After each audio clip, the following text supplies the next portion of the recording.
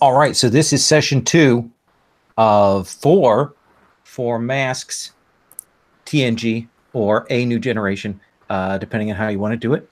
This is a PBTA-based game about young superheroes. We did a lot of character creation last time. We did a little bit of a play. We're going to follow up from that. We're going to roll out from that scene. I'll frame where we're at. If you're just tuning in, this is part of the Gauntlet Hangouts, which is an online gaming community. We do well over 100 games a month, all kinds of stuff. So you can find out more about that at gauntlet-rpg.com.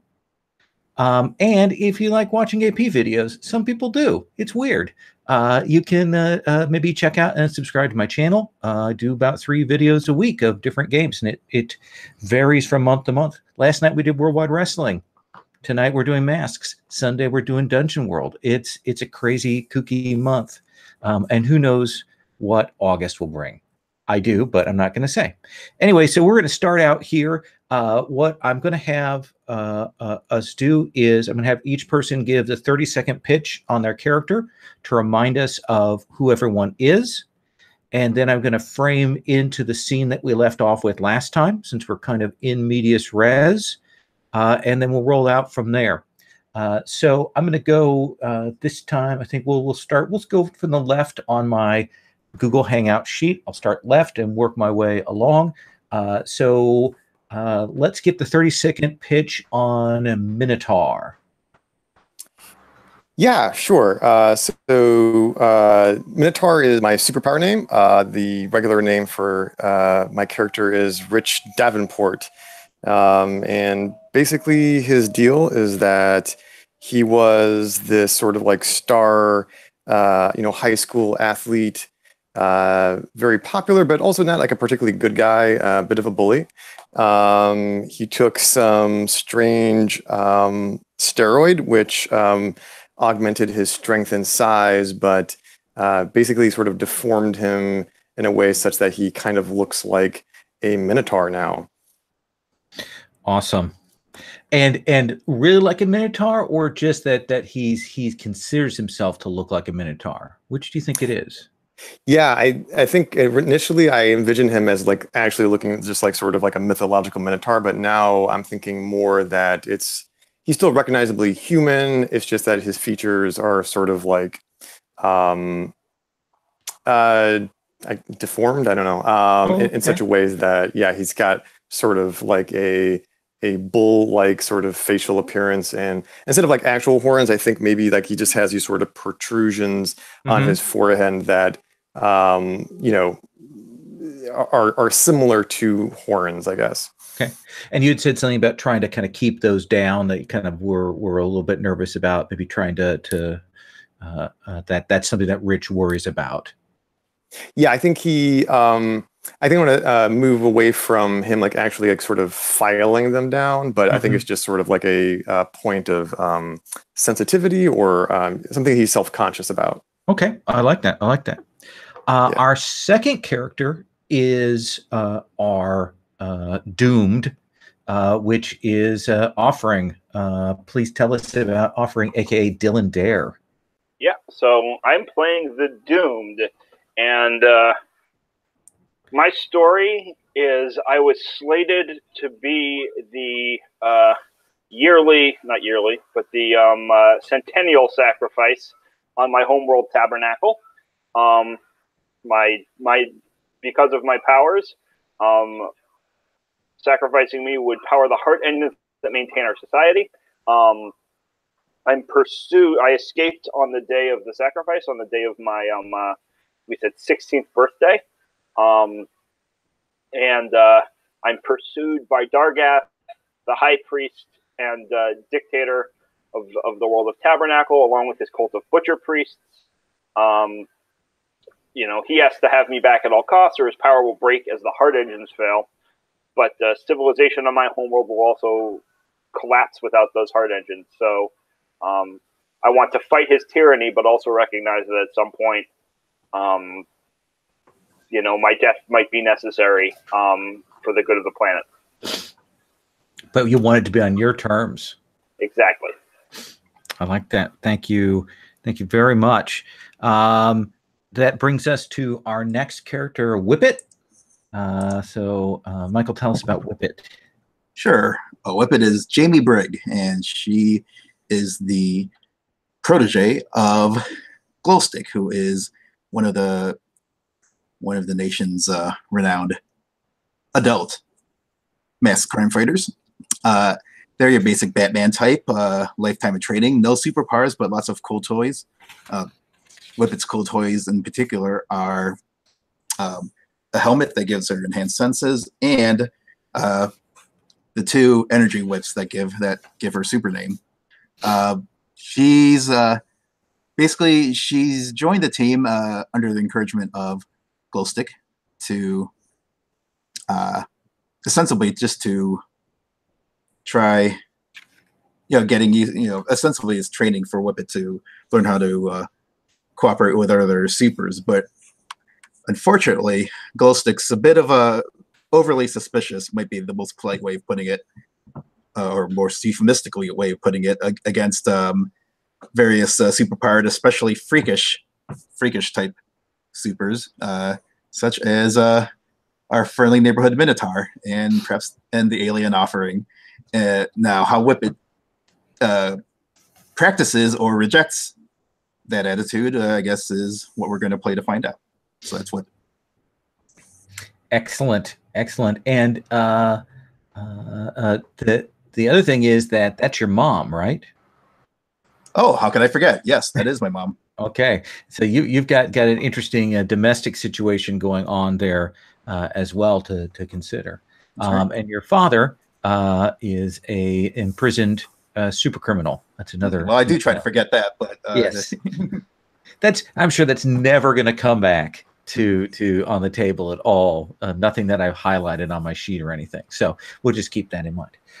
And last but not least is Avada Candelabra. AKA, I'll let you do the AKA on that. Well, that's her AKA. Her real name is Phoenix Flint. I'm playing a star. She is very into elegant clothing, and on top of that, just kind of being the center of attention. She live streams while she fights because that's just how she rolls. Her audience, what do I have for their demands? They are, they love me because I'm stunning, unique, and beautiful. I'm charming, well-spoken, and smart. I'm a firebrand, a rabble-rouser. And then my advantages, I can speak easily to them at any time, and I have a major hero's endorsement, which is miscellaneous. And then they demand frequent bouts of drama and require chemistry with my allies. And one other notable thing, I think, is that Glowstick loathes what I represent. Yes, loathes that popularity, that putting in an image out in the public, as opposed to sort of the mysterious, more sanctified nature of superherodom. You know, I was looking at my notes, and one thing I didn't get a sense of is what Phoenix Flint's family is like. Oh God. How I don't think Phoenix Flint thinks of that either. Yeah. How old is Phoenix Flint? Are we talking like early? Oh, she's 17. She's like nearing senior year. I think she's a junior right now, or she's like starting senior year. If she was in high school, she's either ending junior year or starting senior year. Okay. I don't think so. I think she has a secret identity. Okay. I don't think I don't know if they know it all. I don't think. Like, I was trying to think, like, do they know it? Do they not? And either one is interesting, but which one do you want to go with, though? Oh God, I think I always like the fun thing where the family doesn't know and they hate Avada Candelabra. And why would they do that? Why would they hate Avada Candelabra? Is she tacky to them, or just reckless and arrogant? And like, you know how sometimes, I don't want to say but like, there's a lot of parents who like every time their kids have an interest in something and they're like, oh, this is stupid, it's a kid's thing, and like kids don't know what they want, and so all of these kids are like, hey, we're watching a streaming superhero, and you get the, well, in my day we had a newspaper report and occasionally a TV broadcast, and you're just like, okay, but now I can subscribe on Twitch for a special emote with her. So and do you think are we talking upper middle class? Are we talking middle class? What are we I'm going to say upper middle class. I think these are not her first drones. She does not. I think the clothes she wears are a little more expensive than she even lets people know. I just dropped something. Fair enough. Okay. Well, that gives me some fodder to work with. So we will play with that. So let me frame where we were at the end of the last session. You had arrived on the scene as a villain known as Troll, who is kind of a for-hire muscle, enjoys breaking things, had busted into a bar mitzvah on the 4th floor of an old-style hotel downtown. You happened to be on patrol nearby and had interfered. You were able to clear people out fairly safely, and you took on the troll, and a couple of you threw the troll off the balcony. Maybe that wasn't in the plan. Maybe that wasn't stated in the plan. Maybe there's some disruptions to the plan, but the troll went off and landed out in the street. And a couple of you followed down and were able to essentially knock Troll out. And at the same time, the others who were upstairs realized that the Troll had been after someone, and it was this shifty-looking kid at the bar mitzvah who kind of, as opposed to everybody else running out, was clearly trying to hide and make a different kind of escape. When you graciously attempted to calm the troubled and terrified child down, he uppercutted Minotaur, and then essentially got into a fight with, I think, Minotaur and Offering before getting taken down and essentially pinned by the two heroes. And becomes clear that this kid is some kind of robot. And where we left off last time, we had him saying something ominous. So I'm going to start up with the scene. Is there anything I left out that you're like, oh, well, there's this other crucial detail we should remember? I don't hear just a mechanical question that I don't remember. I didn't mark, and I just want to double. If no one remembers, it's fine. Does anyone remember if I marked my Doom track at all? I don't think you did. I'm pretty sure you did either. There isn't a space for it on the character keeper, so I just stuck one in. But I just want to double check. Okay, great. Yeah, no. You marked a couple conditions, but no. On a Minotaur marked a couple conditions. Yeah, you didn't mark it. Yeah. So let's take up with that kid who is pinned, and is Minotaur. It's you who have him pinned, right? Yeah, I did like a belly flop on top of him, so he's like under my belly right now. And I think maybe the last thing that we did was like offering had some kind of like witty one-liner. It was underneath me.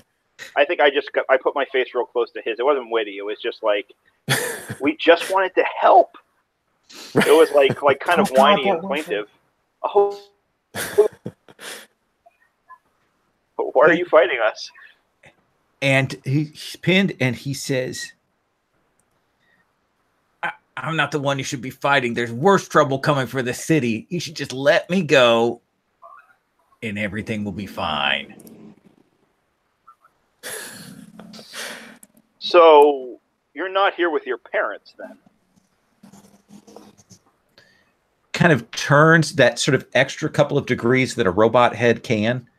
And it goes, no, I'm not here with my parents. So tell us about this trouble for the city. Maybe if Bullboy gets off of me, we can have a conversation. Tor, you Oh wanna boy.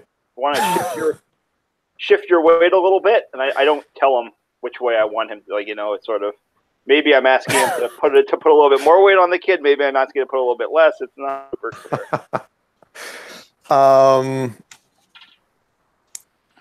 If I get up, do you promise not to go bouncing around anymore?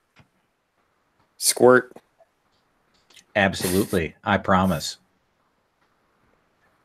All right. So I start to get on my hands and knees to relieve some of the pressure. Okay. He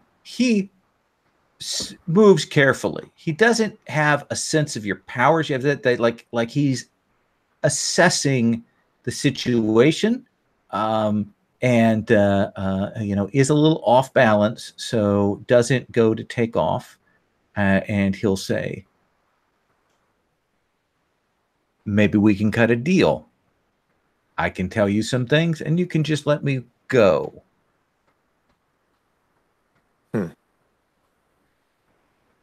Why are you so eager to take off? Maybe it was the supervillain that was sent to grab me up here. That might be something that has to do with it. I mean, you're obviously the brains of the outfit. All he did wrong was punch you and me a little bit. I've been hit harder. I rub my jaw and kind of snort angrily. I think actually here we've got a situation where maybe he's kind of pushing on your labels here with his insult there, Minotaur. Does that have a mechanical consequence or? Yeah. So influence? Oh, that's right. He doesn't have influence. So yeah. Sorry. Essentially, he's just pushing on that. He's not somebody that you necessarily respect, and he hasn't inflicted a condition to get that influence on you yet. Okay. Thank you for that. Appreciate that, Hannah. He does that. He kind of pushes on your buttons, and he says, I recently left a facility, and how do I best put this? And I'm assessing the modern world because my programming wasn't updated to that. And there may have been others like me that got out that may not be as charming and as witty and delightful to talk to. And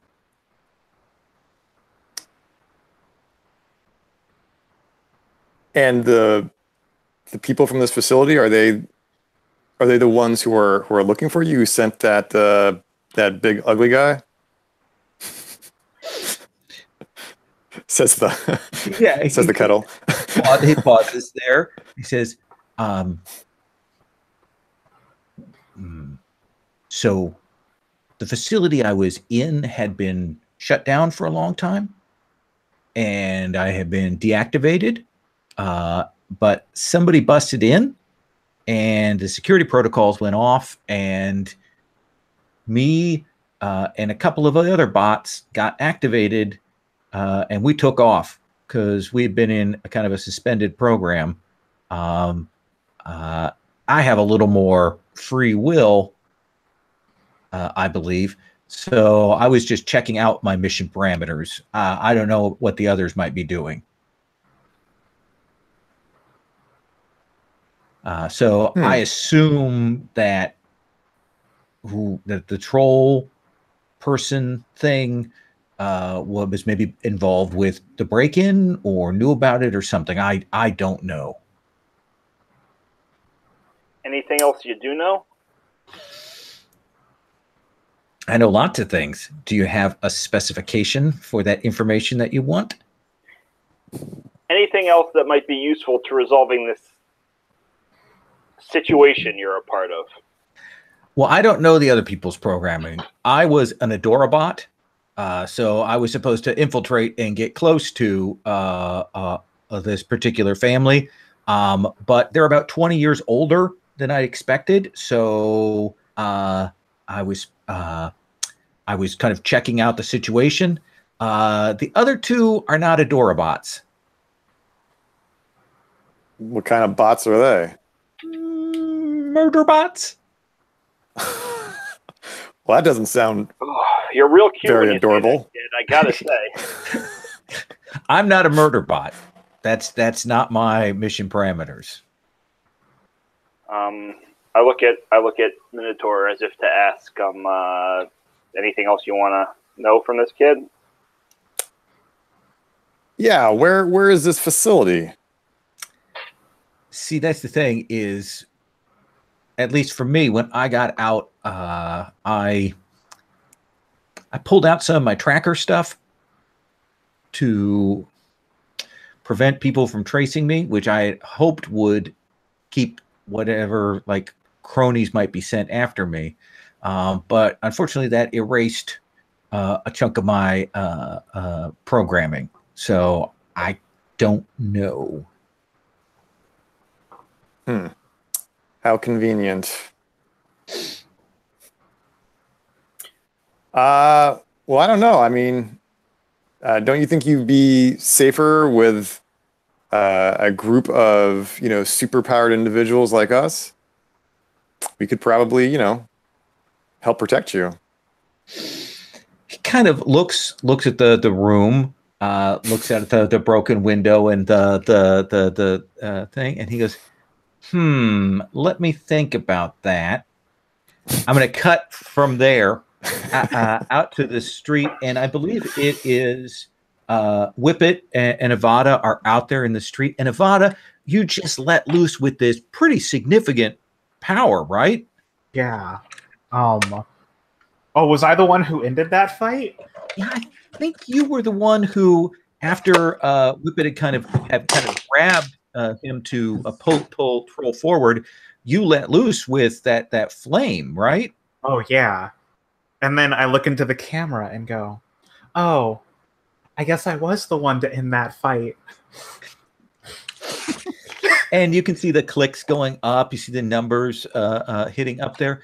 And of course, the police are coming into the area. They've gotten a report of that. And the patrolmen are calling in for backup. They're not approaching Troll, who is right now sort of stuck into the tarmac there, as it were. Is he still conscious? No, he is out. Ah, damn. You could try and wake him up. Actually, I kind of do. First, hey, Whippet, do you want to you know how like whips are also ropes, and you can kind of like use them to strap people to things so they can't move? Yeah. I kind of just did it 2 minutes ago. You want to do it again? Because I want to... I don't know. I want to go to the rodeo, I guess is a good way to put it. All right. No need to humiliate the perp. We've already got him down. I mean, but what was he doing here? Let's ask him some questions, make sure he can't run away again. I'll take care of the interrogation. Oh, damn it. Look, and then I put a little fire in my hand. I'm like, have you ever had ox before? What? And then I'm like, we could smoke it, grill it, charbroil, but maybe not. But he doesn't have to know that. He's out right now. He can't hear us. You're talking about eating ox. You know we have a Minotaur on our team, right? Oh yeah, sorry. Why did I think he was? I thought he was troll. I thought insensitive bunch. Oh right, you burst it. Okay, my bad. Ignore that last minute. Yeah, all those freaks look alike, don't you say? No, Oh she doesn't say that. No, but that is retcon that. That is Sure. I did not. Somehow I mixed those two up. or started the session, so I have no problem with you retconning on that. So what do you want to do? I mean, the police are probably calling for a senior superhero who's probably on their way to peel Troll out, or else the local special powers task force will be here soon. Whippet did sound maybe a little dismissive of Avada's suggestion, but she does realize that maybe tying him up again would be a good idea right now. So Whippet does go ahead and just do what she says anyway. Okay, so you tie him up, and then once he's tied up, I like slap him in the face a couple times. All right. Like, just a gentle thwap. Like, yeah, I'll let this ride. There is a slightly singed hand mark. Interesting. Okay. So we've got Troll, who's been knocked out, and he is tied up. I don't think we need to roll anything for securing him. I think that's part of your tools that you have there. So you will slap him, and was that like a hurt thing or a humiliation thing? That was a wake the heck up. Avada has definitely had to do that to wake up a few people after a party, just maybe with a little less fire. Okay. So Troll's eyes will come open,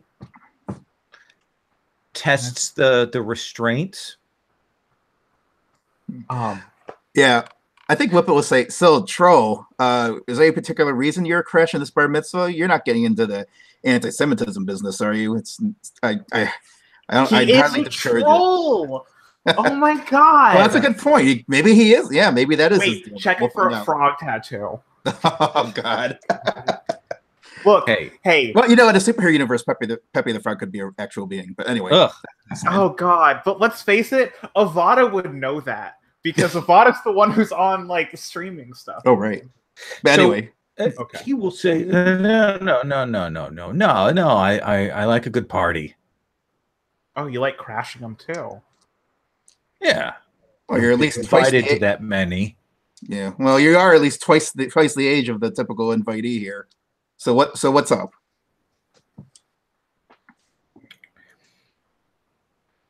You can tell us, or you can have whatever or you have Aegis beat it out of you. Yeah, like crashing bar mitzvahs makes you a real schmuck, and I'm not here for it. Good one. No schmuck, good one. So it doesn't seem like you're trying to persuade him with his best interests. It does seem to me that you're kind of trying to provoke him here. Unless you could make the case that, I did say, you could tell us or Aegis will just like get that out of you, but a lot more painfully. I could be making the case that he could spare himself from some pain by just spilling the beans now instead of later. See, that's persuading with the best interest, which is an adult thing. So it could be a Pierce trying to figure out what he does by being like, hey, we can relate. We're not gonna be like all holier than thou, and instead of being like, tell us, man, we'll understand. Like, yeah. So I think that makes perfect sense there. So Whippet, is it that you want to try and provoke him, or is it that you want to try and read him? I think she's going to be more of a read person because Glowstick does try to teach her to fight smart, not hard, since we don't have superpowers. Okay.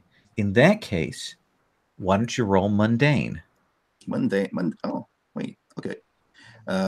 Which window is that in? Okay, browser window, character sheet, and there. All right, that's a straight up roll. Okay. Let's just see what happens. I'm more glad it's you rolling this. 9. Okay, I got that's a 9. So you get to ask one question off to pierce the mask, and imagine that this is kind of a back and forth as you're kind of pressing in, trying to gauge his reactions. What is it that you want to know? Oh well, we already knew that he was just. I guess in the prologue, we were ready to. He was maybe on the hunt for some kind of metahuman. Is that correct?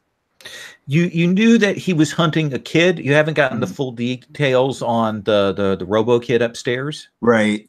So I guess the question I'd ask is who specifically he was after. So what is the pierce the mask question that you're asking? Oh, that's right. Oh, is this one of those things where there's a specific list? So there's. Whoops. This could be. it's either what are you really planning or what do you intend to do. But like, I always see planning as long term and intent as short term, and we kind of know what his intent was. Mm-hmm. Yeah, I think I like where you're leading with this. Let's go for the long term. What are you really planning? Question.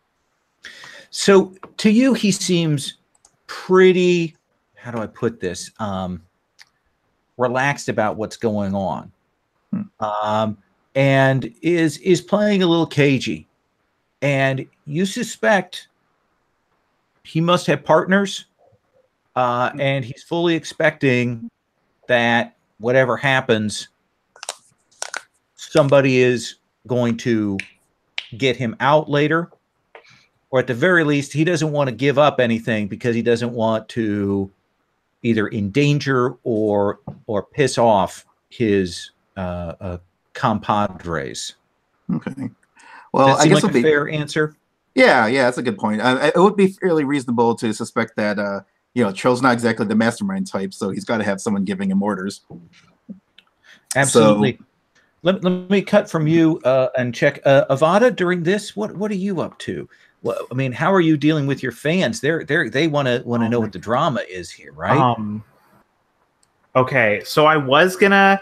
So since I'm not interrogating, I've actually moved away and kept the camera so it's all in the background, and I'm getting like a slightly wider and wider shot of just like everything, and I'm like, okay, so our situation currently is somebody thought somebody didn't deserve to be a man, and people were celebrating.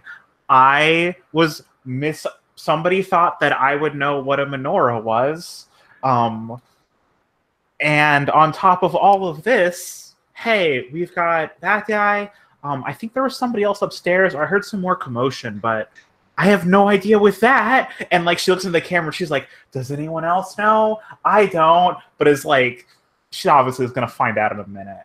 Okay. And I think she's just saying, well, we're going to go check out that situation. And by we, I mean me and her. And she points to Whippet and then goes, you can watch, but you can't hear. And like sends the camera up to get an aerial view of all of this and then walks over.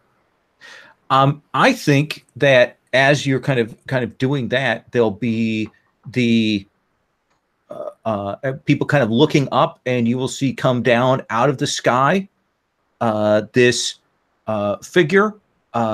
She's got kind of a silver costume, got kind of silver underwings on her. She glides down, has black hair with a stylish streak of silver to it. Her name is Silverwing.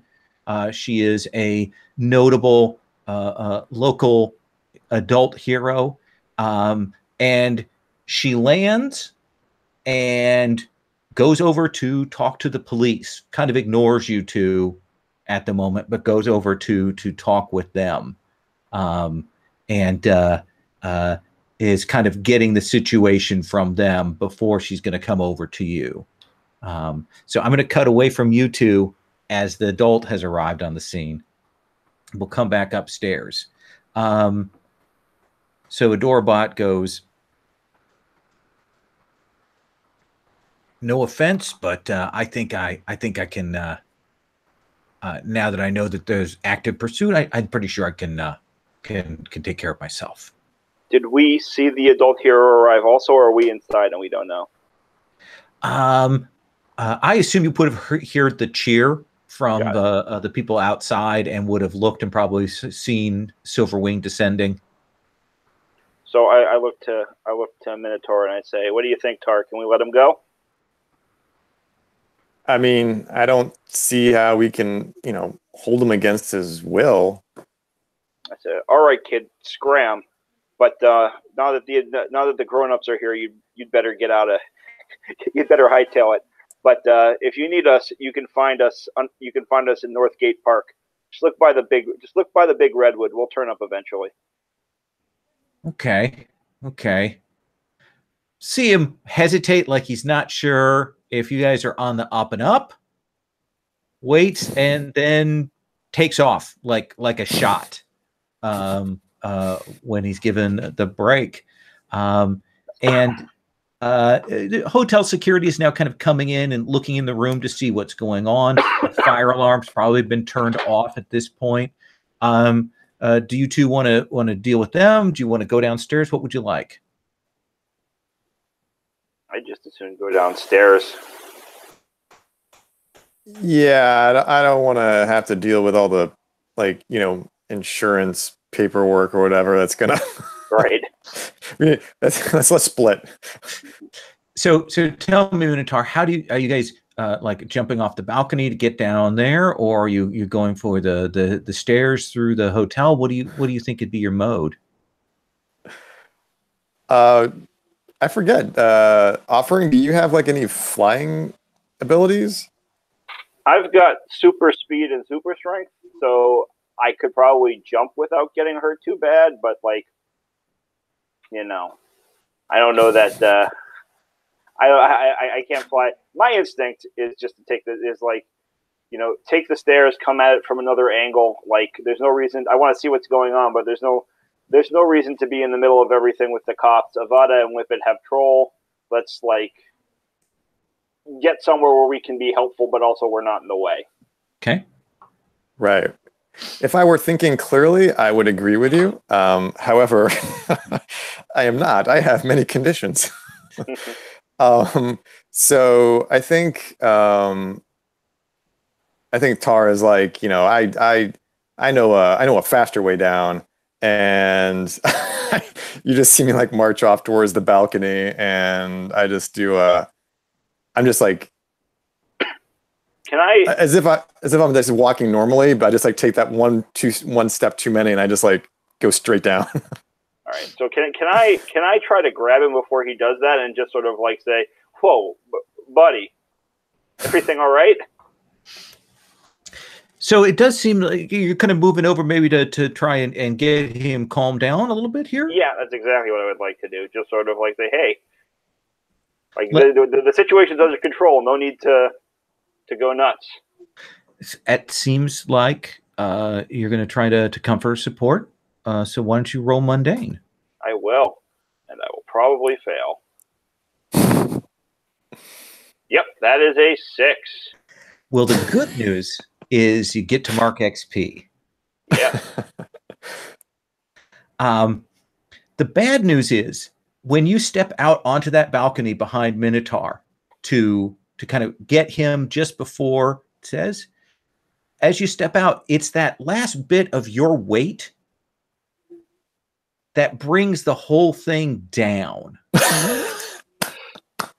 And from the 4th floor, this stone balcony comes crashing down onto the street, and there's the awning for the hotel and those kind of things, and just absolutely go smashing through it. Fragments of the balcony go flying off, hitting cars. Car alarms go off. All kind of crashes down into the street, and kind of as the dust and kind of rolls up and does, you will see Silverwing approaching with a not great look on her face.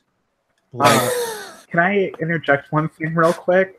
Absolutely. Because I had said my camera was moving out wider and wider to get a better shot. So this was definitely like, it's caught, and we got that all on camera. Like, just as you stepped out, you would come into frame, and then we just see the collapse. Absolutely. Camera kind of follows it down. Cinema Verte, little shaky cam there. Silverwing steps forward again, will kind of look around, and just kind of shakes her head, and she'll say, "Is that Whippet?" Is she asking us? Where? She's Whippet. Is that Whippet over there? Yeah. So yes, Silverwing. It looks like there's another attack opening up.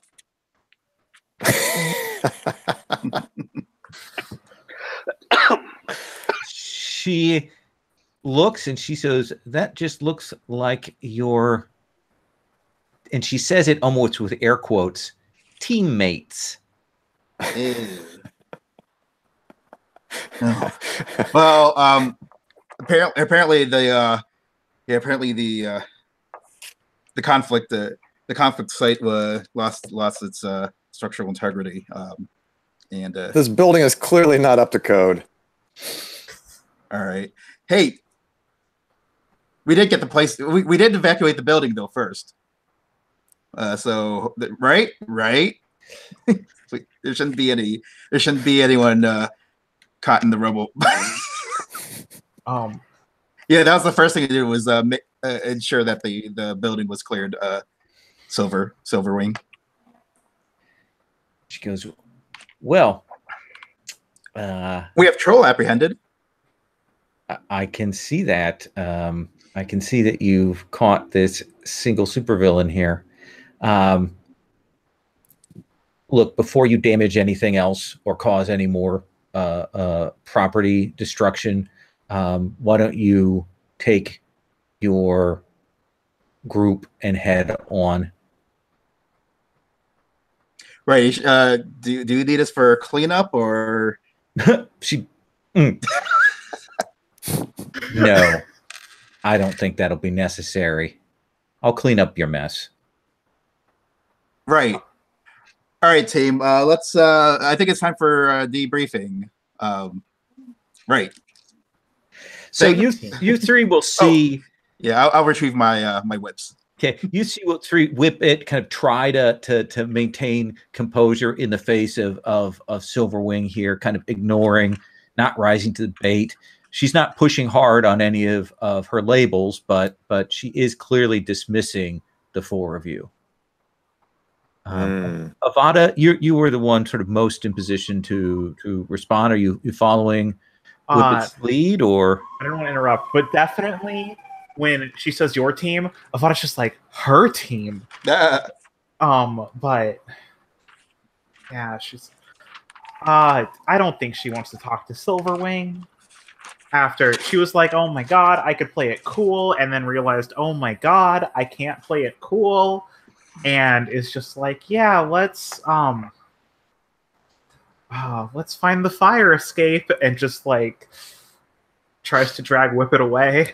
Okay. So Minotaur, what's your reaction to all this?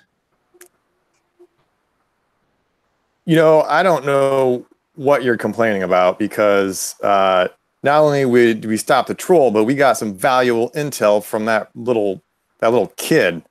Wait, what little kid? You interrogated a kid? What? I didn't get it on camera?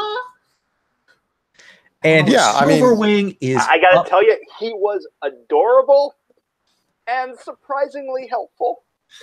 Silverwing is up by you like in a flash. Like she is a flyer, like a supersonic flyer, and she is up by you, and she says, "What kid?" Like this little superpower kid. He like clocked me in the jaw. Well, that must have been who Troll was after. Where is? Would you just let me do this? So, right. You guys have caused enough damage. Whippet. That's what all the noise technically was. Troll caused the damage. That's what all the noise up there was. You were fighting a little kid. So, is it Minotaur? Yeah. So where is the kid?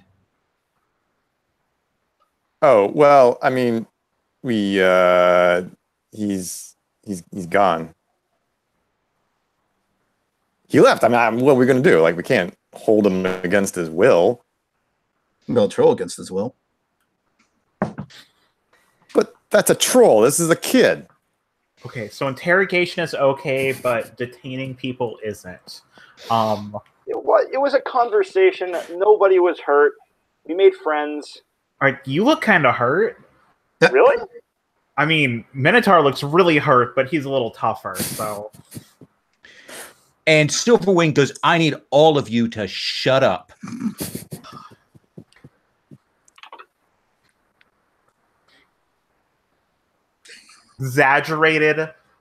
exaggerated like lip seal, but like full body. Just that. Throws away the key. And she goes. And she looks, she sees you do that, and she puts her finger up to say, one moment. And she will say, what did the kid look like? Where did he go?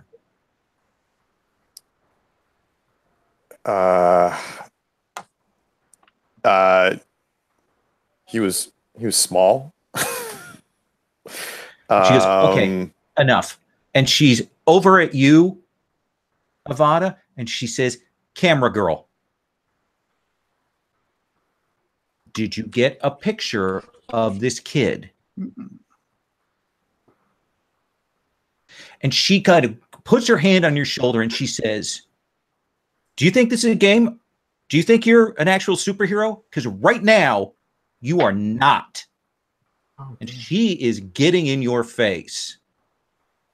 This is not how heroes behave. And she's going to push on your superior here. Okay. Superior. What are you shifting? She is pushing your superior down. And she's going to push your mundane up. No, because Avada is on top of this. She is going to resist this after everything she just had to hear. She's just going to resist this, which is flat because I don't have whatever it is. Let's re-roll. Okay. Oh, buddy, that is incredible. What'd you get? I got a ballerina. I got 2 2s. All right. So you need to shift your superior down 1 and your mundane up. You get to mark XP, and I think you're going to mark insecure. Yeah, she is. What does that look like? It's her starting to get this, like, she's already guilty and now she's insecure and she's looking around, and then somebody on chat, one of the mods actually posts a clip of her just destroying stuff around it, and it's a clip of that and then the clip of just everything falling, and then she's just like, oh no. And Silverwing grabs your phone, kind of ignores you. You see her take her own comm device and clearly siphon off, clone the info, hands it back to you, and gestures for the 4 of you to get out of there. You're welcome. And then I leave. Scamper off. Yeah, you will see Silverwing kind of crush Avada. And Avada gets shut down like you haven't seen before she takes off. Are the 3 of you following? Yeah, I would like to try to follow up on my suggestion for an official team briefing back at headquarters, if hopefully that can still happen. Okay, well, we can see where we want to cut the scene to. Are you guys offering Minotaur? Are you good heading off? Yeah, I'll head off, sort of like shoulders hunched and sullen and pissed off. I think I'm like all the way at the back of the group. I maybe linger next to Silverwing for a second or two and just look at her with mingled anger and disgust with maybe a little bit of disappointment. And then I spit on the ground and walk away. Are you trying to get her attention to draw a reaction from her? No. Okay. No. This So it's that kind of passive aggressive teen. That's exactly what it is, and it's for it's for the audience more than it's for her, right? It's to say she's not looking, I'm gonna get in what I can, and now they know something about how I feel about these sorts of authority figures. But I'm also not willing to get in their face. Yeah, and probably as she kind of looks up, you're a speedster, so there's probably a blur as you get away. Does it seem like we should cut to the base? Is that okay with you, Vada? Yeah. It's kind of a refuge. So let me ask you a few things about the base here. And this is the underground ship that Dylan Dare has provided for you. So, Dylan, give me a rough sense of what this is like. Okay, so it's not like an enormous space. I'd say the way I'm picturing it is that it's like, okay, my memory of this is not the greatest, but it's kind of like if anyone's seen Thor Ragnarok, like when in that first in the scene where Thor and Hulk and I'm blanking on the Valkyrie's name right now, but Valkyrie. Sorry, yes, and Valkyrie. When Thor, Hulk, and Valkyrie are like escaping out of the Jeff Goldblum's. Oh, are they using Jeff Goldblum's ship? Is that what your ship is? No, it's before, right? There's two. They like end up switching. There's like that weird sequence where they end up like they're first in like a little ship and then they get the big ship. So it's not the yacht, that Jeff Goldblum's big yacht. It's that other. It's kind of if I'm remembering right. And maybe I'm just making. If I'm just making this up, then this is just a ship I'm making up, which is also fine. But it's like kind of round, with like a little protruding like glass bubble. Is this the Quinjet that had? No, is this the one where she had the machine gun on it? Yes, it's that one. It's not the Quinjet, and it's that one. It had like the open sides. Okay, I remember that. Yeah, exactly. It has kind of like open sides. There's like. It's a little it's that but bigger. Like it's big enough. There's probably like I'd say like that little cockpit area. Then like a kind of like general cabin. Mike. I have there's a supercomputer is the resource in the sanctuary. So you okay. I'll swap that out for something else. Yeah. So we have and then like kind of a pretty large like general sort of cabin area with maybe a small galley and a very small sort of like sleeping quarters, just like one bunk and maybe like a little tiny desk table area. Okay. And so there's it's in the main cabin. There's like maybe there wasn't originally, but there's now sort of like a table set up for us to sit at, and there's like a lot of like along the walls there are benches that are also like stow stuff in. Okay. And then one of the walls has that computer interface in it. Let me ask a question. Some of the others to kind of round this out here. We have a nice sense of that.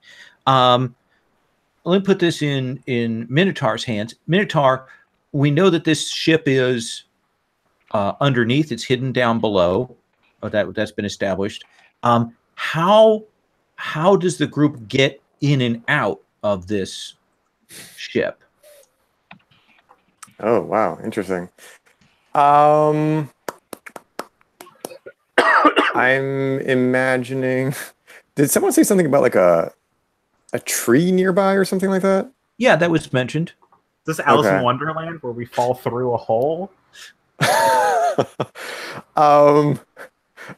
first thing that comes to mind is a little bit cheesy, but like somehow we've rigged up this tree. Like there's either like a branch that we pull or like a knot that we push, and then like a door basically opens up like right in the tree, and then like a elevator shaft type thing that like descends into the ship.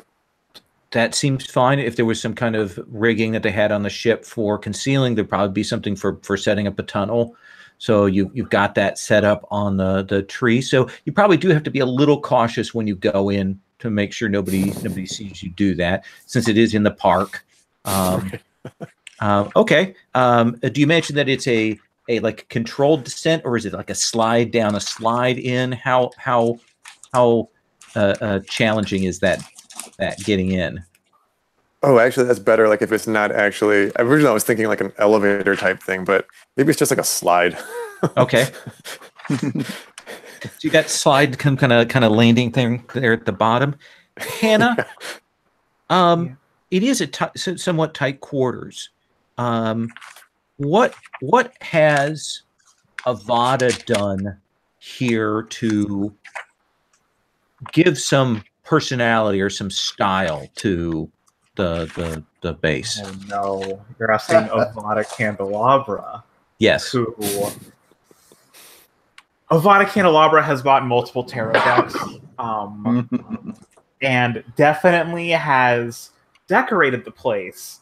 And by decorated, there is an assortment of things. One, she probably bought like a miniature LCD, like a 20-inch or something, and then was like, no, wait. And so there's a 20-inch that's just like somewhere, and there's also like a 50-inch that she saved up her allowance for a bit and was like, okay, we need something better in here. And then on top of that, there are electric candles because you can leave those unattended. And she wants to keep her atmosphere, but without being there and worrying about burning down everything. And then some bad tapestries, and one thing that just kind of screams Cthulhu fan. Don't know what it is.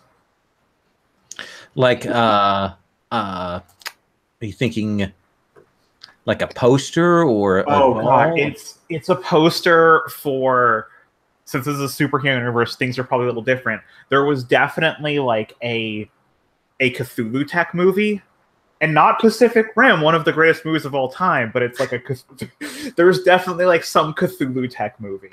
Okay. And so she has a poster of that. All right. So we got that kind of sorted out. On the other side of things, Whippet, you have a kind of a sense of professionalism from your time, and obviously you've got that vehicle that serves as your crime lab and other things there.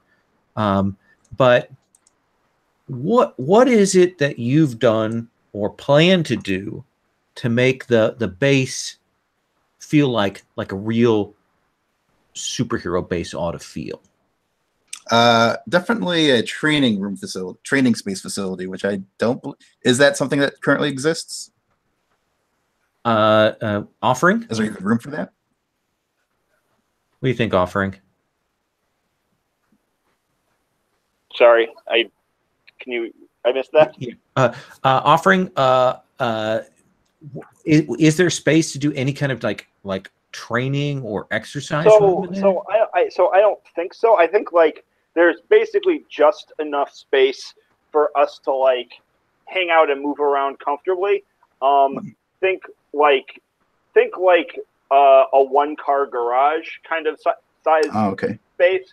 So like if we dedicated the entire space to that, we could. But also, it's my home, and I don't really want it to be our gym.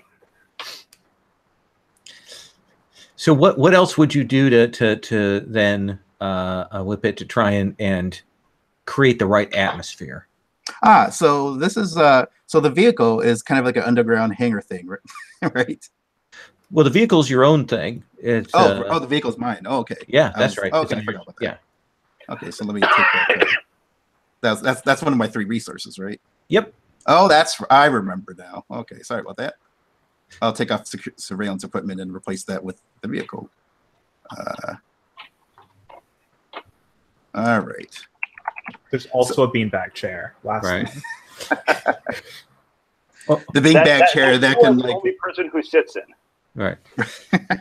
Or is it that for Whippet? Is it that the sort of the meeting room here is just for meetings, and anything else you do sort of professional is in your vehicle? Yeah, I guess. Let me think. I guess the only thing I could think of immediately is to try to customize it to our, particularly maybe for Minotaur, maybe start customizing it with like a Minotaur-sized furniture, because that's always got to. I mean, when you're like a big, super thing like being that's got to be. I mean, that's got to just like walking through like doorways and things like that always has to be like a regular annoyance. So thinking about that, I at least try to make him at home with Minotaur specifications and.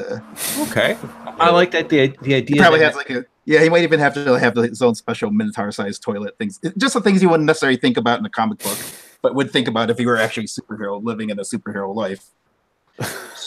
So you're adding in a few pieces of furniture that have been custom built for Minotaur to kind of round out the meeting room and make him feel at home. That's a striking, friendly thing to do. Sure, and not just a larger beanbag, but in fact, cool. A beanbag would be a good stopgap, though. That probably would have been the first thing he did. So let me ask this then: you four come back after that incident. A couple of you are not in the greatest moods, but you come back. Whippet, I would say either you or Offering, since it's Offering's place, would kindly have the chance to open up the conversation. What do you think? Yeah, I know I'd like to do that. Offering, I don't know if you have anything in particular in mind. So I walk in and I'm like pissed on Avada's behalf and on Minotaur's behalf, and like I may be going first just because it's like my space, and I go straight to the record player. All right, that's one of art, music, and food is one of the things I have.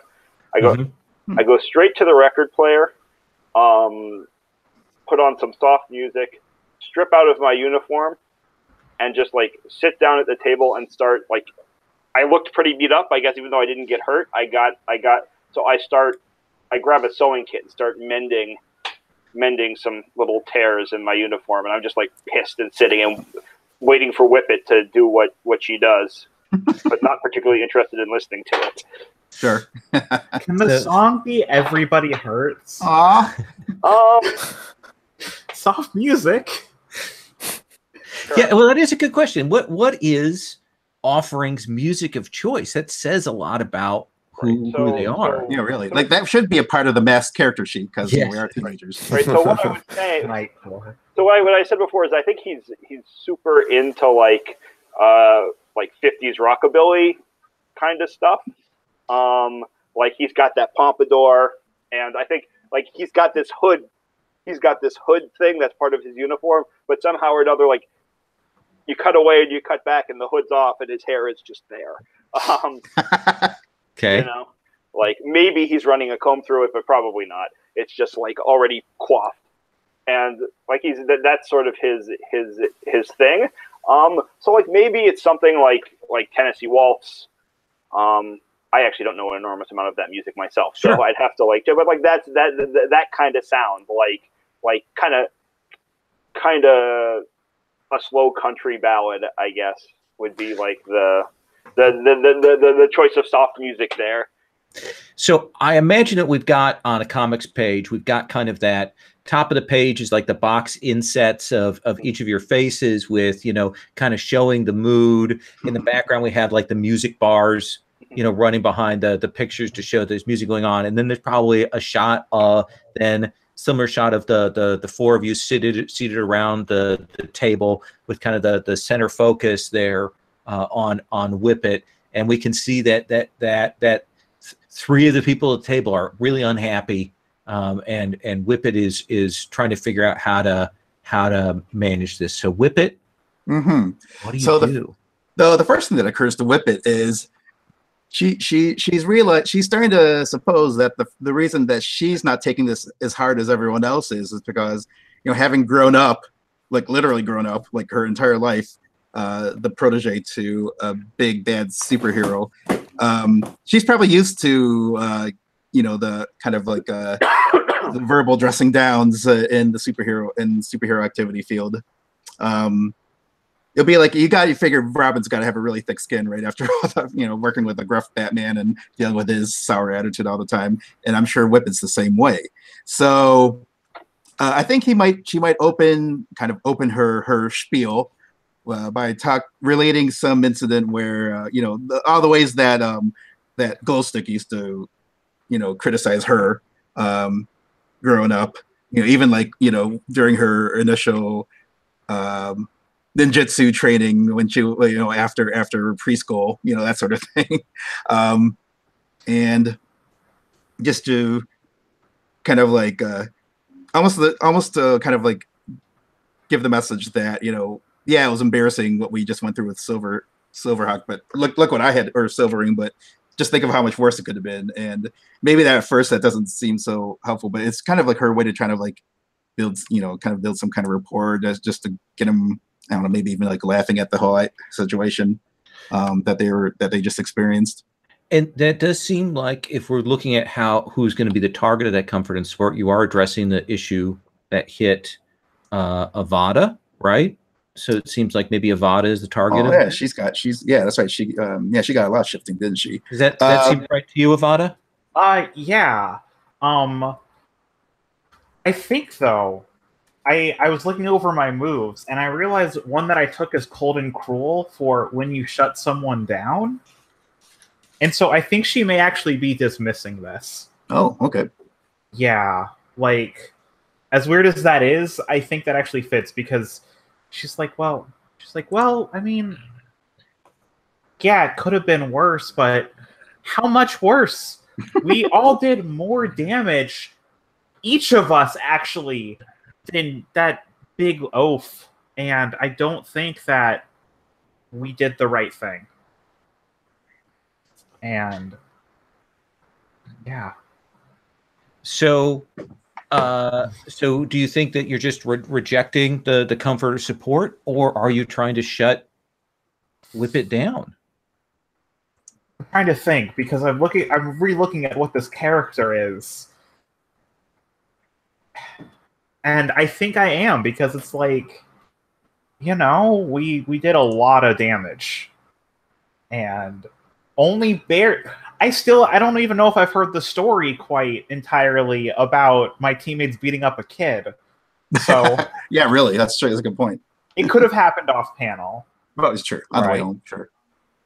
I kind of am interested in this. Like, as weird as it seems, I don't want to just be like, oh, let's roll against the team, but also I think this does kind of fit. Okay. We got to use these moves. That's the thing about any PBTA game. You gotta play with the toys. Yeah. So let's see you shut. Roll superior to shut down. It's this plus one. Oh my god! I get to mark potential. That's Snake Eyes. I don't have. I don't know how many other witty lines I have for rolls, but I mean, yeah. How many ways can you describe the number 2? So you're gonna mark potential. On amidst, they gain influence over me. Yeah. So Whippet, you get to mark that. And it already does. Oh yeah, I forgot it. I keep forgetting I have influence over everyone. So now you gain influence over Avada, but because you already have influence, you get to shift Avada's labels. Oh, hooray! So what do you want to shift? So to what extent can I shift labels? Is it a matter of it's a 1-to-1. So you shift one up. I can just reposition numbers. I see. Yeah. Just one. Well, it's one up one. One goes up one, and one goes down one. Oh, okay. Thank you. Yeah. So let's see. Given what I'm trying to discuss, I think Superior. I'd like to send Superior up 1 and maybe Mundane down 1. Because I'm getting a sense that you're feeling like, yeah, I guess anytime you're generally feeling like maybe you shouldn't be a superhero, then yeah, especially when you're describing about maybe we shouldn't have done anything, that sounds very mundane to me. So I think Mundane definitely goes down. So yeah, I think that's a good shift. While it doesn't clear a condition, it does kind of undo the damage inadvertently that was done by Silverwing. Yeah, I'm trying to envision how the shutdown would have happened if you're trying to shut me down. Yeah. So what is it that you kind of stumble on that gives Whippet, a chance to kind of come back at you? Oh God! So I'm trying to be like So I was saying maybe we did more harm than good. And I don't know what Whippet would say. Which I can think of like the corniest heroic thing is probably like, well, at least we did good or something. And it just seems kind of misguided, but that could work. I'm not quite sure what Whippet says. What is your response? You think it kind of breaks through the cynicism that Avada is expressing? Well, I guess given that we did evacuate, we did make sure to contain Troll until everyone at least got out of the building. And yeah, the building might have gotten trashed, but you know, that's just stuff. That's just you know, it's not, you know, that's just property, and that can be rebuilt. And what couldn't have been rebuilt is that that burgeoning sentient life that apparently has sparked off in this kid that Minotaur and Offering told us about on the way there. And that's like, you know, that's you know, that's kind of that's a big that's kind of a crazy deal. You know, that's kind of a big deal. And I mean, it is a certain degree of corniness and a certain degree that Whippet, you know. I prefer earnestness, but sure. Earnestness above her experience. Okay. And that will kind of stop. Minotaur, you and Offering are there kind of as this exchange is going on. Let me ask you what I want to see what Minotaur's doing.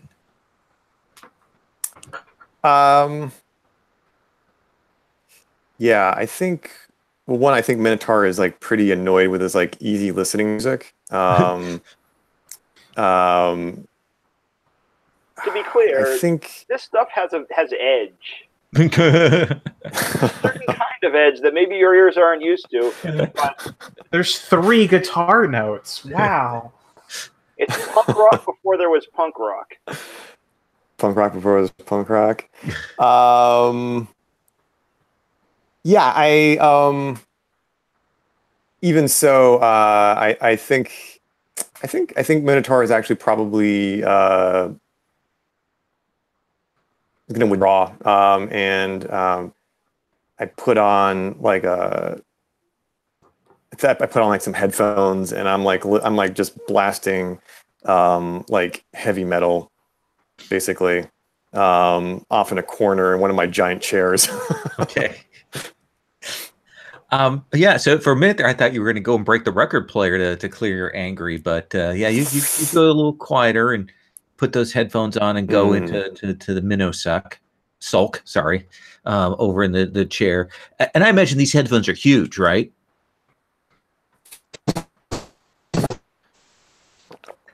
So they're probably the noise is we probably hear that under everything here. Offering. What are you doing? It does look like Tar has not enjoying this. The other two seem to have had their argument that's a little bit settled out. What do you want to do? So like on the one hand, just like on a metagaming level, like on the one hand, I'd like to engage with Minotaur because I feel like the game is asking for that. On the other hand, it's sort of like we've been these pairs so far, and I'd a little bit want to break that up. Absolutely. So I think what I'm going to do is, like, Avada's had a shitty day, right? She got chewed out by someone who, if not her hero, is at least someone she has a lot of respect for. And then, like, got in a fight with Whippet that she lost. It was maybe a subtle fight, but it was so I think what I'm going to do, Avada, do I know what you like to eat? I think it's first, do I know what Avada likes to eat? But I think you would. It's very likely, and also, seeing as how we mutually have influence, I'm sure there's like a slightly good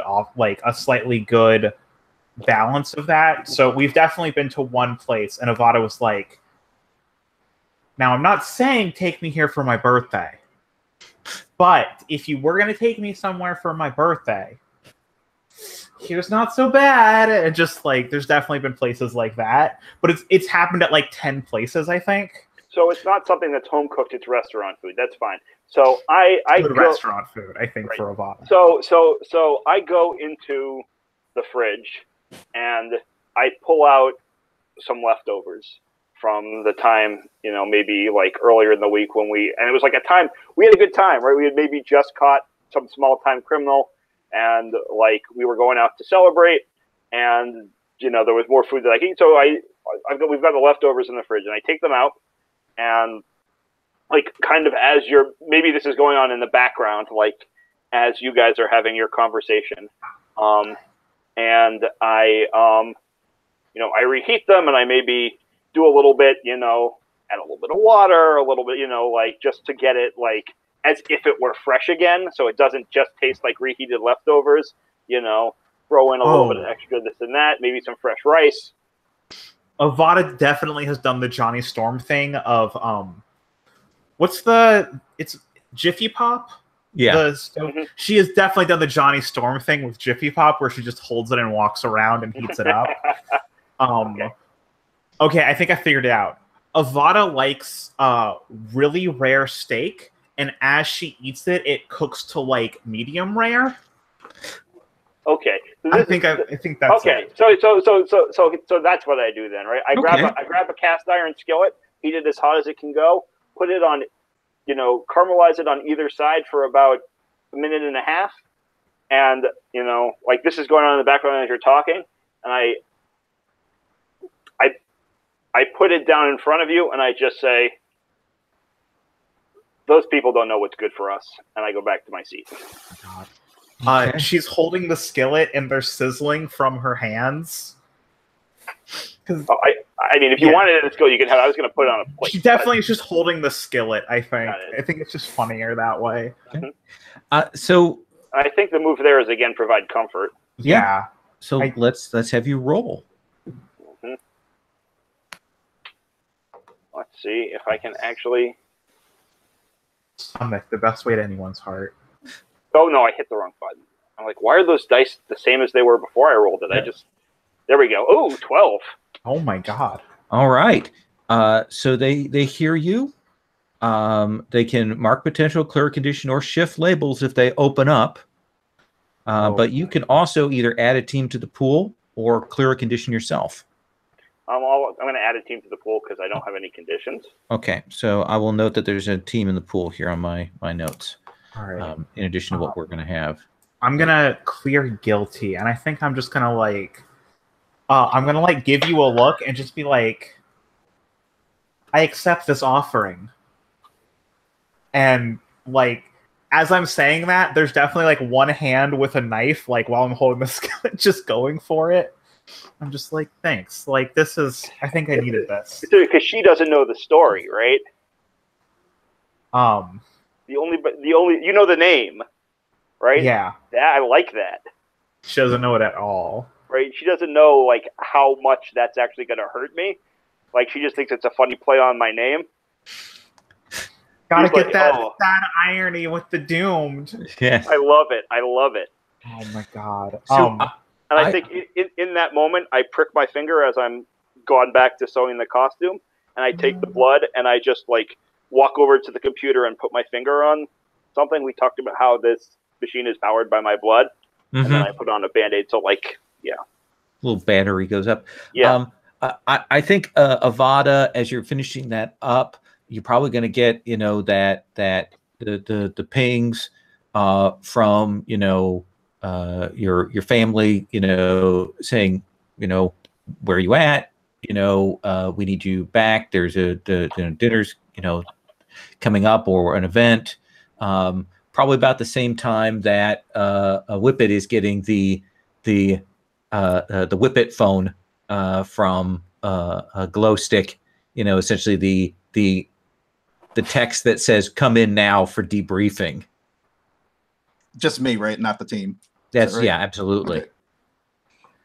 Well, in that case, I'll excuse myself.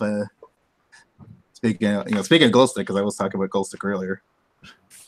And I think we're gonna split people up now, and we'll look at individual scenes. But let's take our 5-minute break, and when we come back, we'll kind of do a once around and check in with everybody. Okay?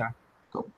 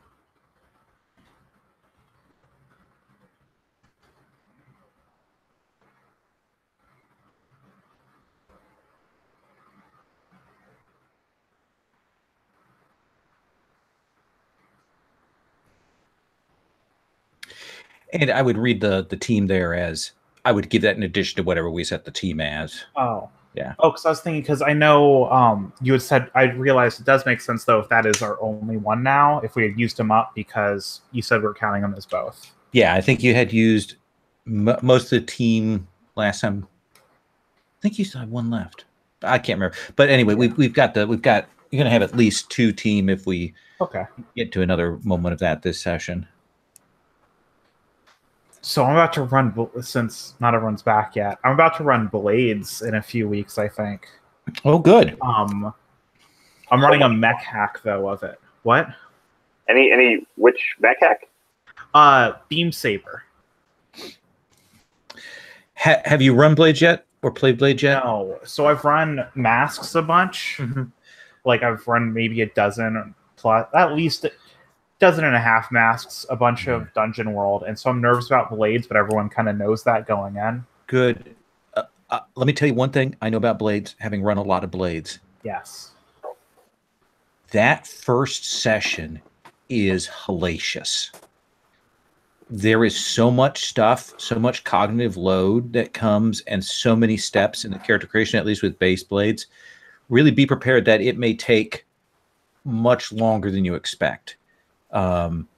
Just to tell you, it may balloon out because I ran it face to face, and then when I ran it online, I was again stunned at how much there was to do, and how much we had to kind of stop and go back, and how many things are contingent on other things. I think once it gets going, I love Blades, but that session 0 is really challenging. I found it really, really tough. So just be prepared that you may go, oh, this is taking longer than I thought it would. I'm ready for that, especially because this also has an added section for Make Your Mech, which isn't that long. But I think the one thing that makes me nervous, I realized, is that because it quantifies what is a lot of normally not, like the whole clocks for everything, it definitely feels a little more nervous of like, I was the person who wrote papers the day before, so there's this weird thing with like how it works, but I'm kind of excited for it. Yeah, and don't feel you need to be tied to clocking everything. People are fine abstracting all of that stuff. So Minotaur,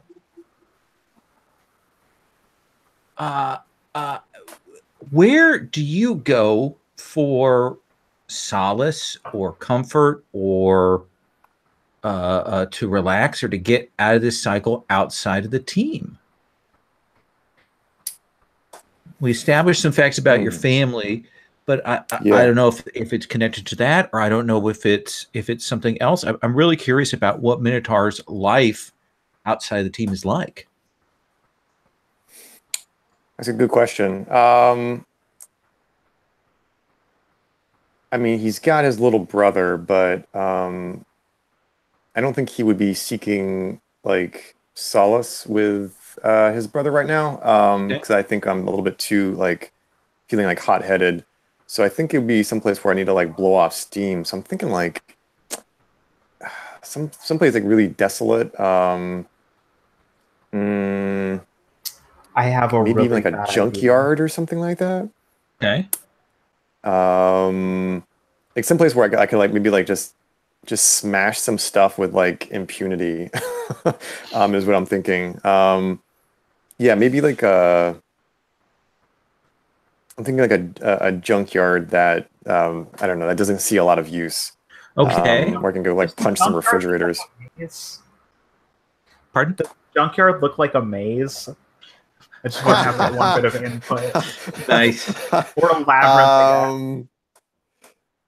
Yeah, like maybe I had to like sort of inadvertently created a labyrinth-like thing, like just by pushing things around so I could get into the that's why it's sort of desolate, right? Is because like I've made a path for myself like into the heart of this, heaping mess. Yes, I've carved my own pathways. So what does that look like? What is Minotaur going? I mean, is it a calm breakage or is it a roaring? What do we actually see on in the panels for this sequence? Is it calm? No, I think it's like more emotionally explosive actually at this point. Especially after being dressed down by Silverwing, like, who the hell does she think she is? Like, coming in there and criticizing us. Yeah, and haven't really alluded to this yet, but we'll maybe come to it later on. Like, I think The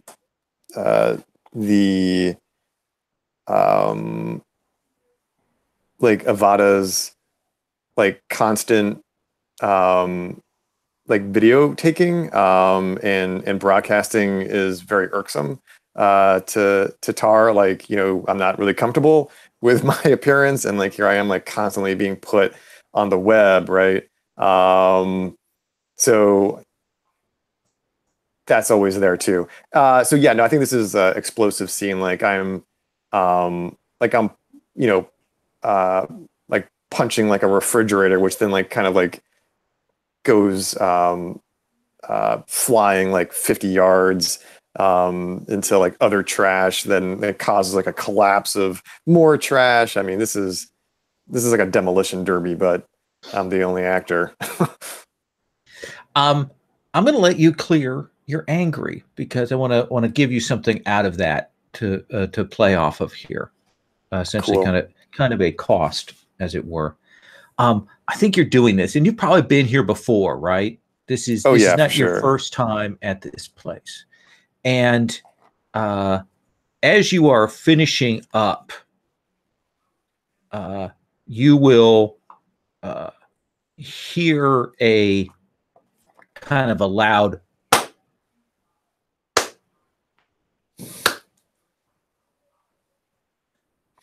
and you will see kind of step out of the shadows this figure about your size, and it is the skin is like jet onyx black on this thing. It has kind of greenish claws, like little spikes on it, and we'll see this guy.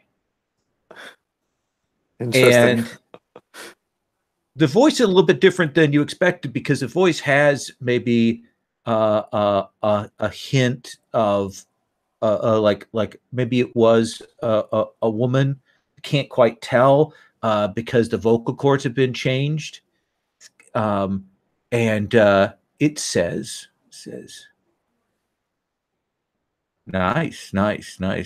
I understand your rage, Minotaur.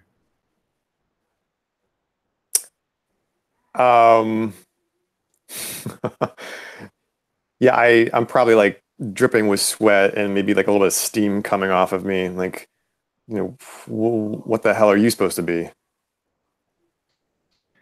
Well, they call me Rampage. That's what they call me. Not a name I would have chosen. Wasn't always like this. What do you mean? What do you mean you wasn't always like this? What was it like before?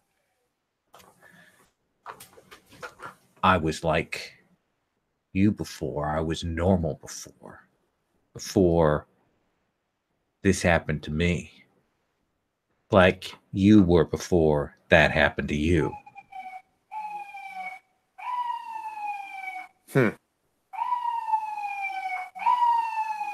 don't know me. Sorry about the because now the cops go by here all the time, you know, so they probably heard the noise. West Philadelphia, you know. Anyway,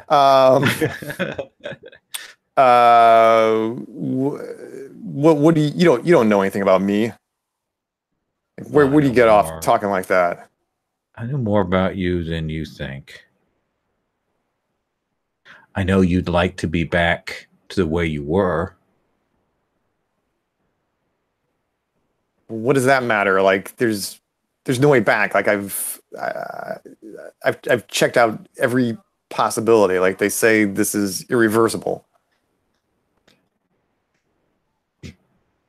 You haven't even been like that for what, 6 months? A year? You haven't been that way for as long as I have. There are other ways around this. What you had done to you is child's play. There are ways around that. And I know people who can help. I know people who can get you back to who you were. What they did to me was much worse. But I've gone to everyone who can do reversals, and I know people who could fix the experimental steroids that they used on you. Okay, so let's say that you do know someone who can reverse this. What's the catch? Like, they're just going to do this out of the goodness of their heart? Well, no, obviously not. I, on the one hand, don't like to see anybody put in the same position they put me in. Don't want to see anybody else made a monster. But I'm also looking for a little robot. I'm going to put a number right down here. I'm going to set it down. Don't have to say anything else. But if at some point you call that number and you say where that little robot kid is,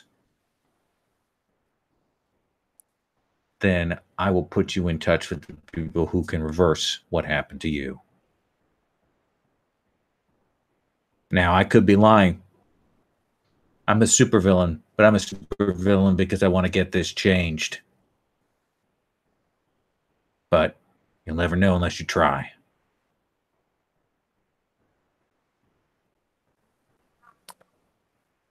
I slowly walk over. I pick up the slip of paper. But yeah, I don't say anything. I just sort of back away. Oh, nice. Let's cut there. I think that's a good cut. Yeah. Let's come to I think Whip It. Let's do Whip It next on this. Okay. So Whip It, where would Glowstick have you meet her? Probably at the secret headquarters. And where is that? Is there a Glowstick cave? Yeah, I'm trying to think of how that would work. I think it would. The first thing that comes to mind is it's just simply the basement of their upper middle class. Actually, yeah, or maybe even lower upper class. I don't know, whatever. The basement, like a converted basement, and I'm guessing that's they probably have boy, I don't know. For now, secret entryway. I mean, I imagine something that looks a little bit like the Batman facility from the second movie, the kind of the underground parking garage kind of feel. Yeah, that makes sense. And what does your vehicle look like? Oh, that's right. The vehicle. It will probably. So we've established that the vehicle is something would be able to fit the entire team because that was the reason we picked it in the first place. Right. So I guess it's a. You know what? I think what it is, it's a car, but half of it might be a designed to be a car, but also have almost like a super prison wagon, like something where I could stuff a superhuman perp after apprehension. Like a super paddy wagon kind of thing? Or? Almost, yeah, maybe a little more stylish. Okay. And it fits the team, but maybe not the most comfortably, but it might, because I think that could play with the kind of as a symbol of the kind of the potential conflict that Whippet may have brewing over between her and her mom about how to deal with supers and stuff. Anyway. And when you get back, you will see that your mom is there in the middle, of doing her katas. She's working the sticks. She's spinning around. She's throwing things. We get that sequence, that training montage as you kind of come in of her, throwing the discs and doing the kicks and breaking bags and knocking them down. and he is. She is, just kind of finishing it up. She's starting to take the wraps off from her hands, and kind of looks down at her watch as if to say, you are late. You should have reported back sooner. Or and she will say, "Give me the report." All right. Well, so the yeah, Whippet would say that they had trailed Troll into and I identified for the building. The occasion was there was a gathering there. It was a bar mitzvah, and apparently Troll was looking for what the team later established was a robot that had a post-sentience robot. Mm-hmm. And I'm assuming I got all the details. So yeah. Give her the full story. Yeah, especially the detail about it being what was it? The Dorabot. Yeah, and how there are two others, and there are two other murder bot types from the same foundry, and we still don't know what the foundry was. Am I correct in understanding that? Right. Okay. But you can see her react, like when you describe it, there's something clearly she recognizes, but she still keeps listening, and she says, "Hope you didn't embarrass us in front of Silverwing." Well, yeah, there is a post-conflict incident that created some additional structural damage, unfortunately. But in the Silverwing didn't seem involved with that. No, I was Vada and I were questioning the perp at the time. So it was. And then he realizes what she just said. She just ended up fingering the other two. Yeah, he does that frown that where that says to, of course, the property damage was done by the other two. She knows exactly what they're about. That's right. Yeah. Well, she says, "All right." She says, "What you're dealing with here is above your pay grade. The situation is more complicated than you know." I think at that point, still wanting to kind of like prove herself to Silverwing. I think at this point she says, "But Mom," and then she would immediately shoot back by like one of the big rules is that no referring to her as Mom when the uniforms are on. And she puts her finger up and she says, "This is tied to some incidents that have been reported recently, and I will look into this. You can go back to your little team, can do more street patrol. The team's not, but you should leave this particular investigation off your radar." I think the team is hardly little. They all have a lot of potential. The three of them. We took down Troll. Troll's, and Troll's like, I presume, a villain that's like maybe held off an entire super team, like an adult super team at one point. Maybe that's what you're imagining. For panel, true, yeah. And she says,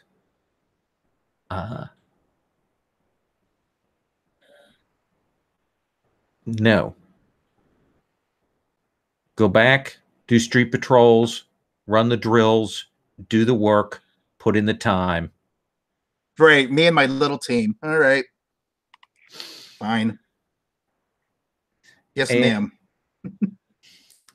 Are you kind of mouthing back to her, or a little bit? There's some bitterness to the yes, ma'am. That final yes, ma'am. She doesn't take to the little team comment very greatly, especially after Glowstick in the past had made such a big deal about how important this was, and now she's starting to wonder you know, maybe she's just trying to keep me out of her hair or something. Like maybe this is like some kind of diversion. She steps over to you, I mean, and just kind of walks, and she goes, I have told you what being a hero is about. You need to show me that you can go out and protect this city. And that takes the hard work of keeping that team in check, protecting the citizens of this city. And if you want to do this, if you want to take on this mantle, then you need to listen to orders. You need to be a responsible hero.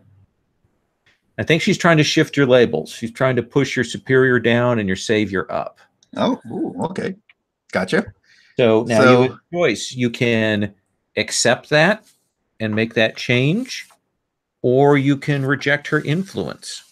You know, on the other hand, savior's not the worst thing to take on. I'm just looking up my stat. I'm just like back to the character stats. Where am I at right now? Essentially, would swap your savior and superior. You know what? I might be inclined to resist, but you know, I think I'm okay with that change, and I think Glowstick would be, or excuse me, Whippet would be okay with that change too. But on the other hand, I still feel like you get to choose your shift if you are able to successfully resist.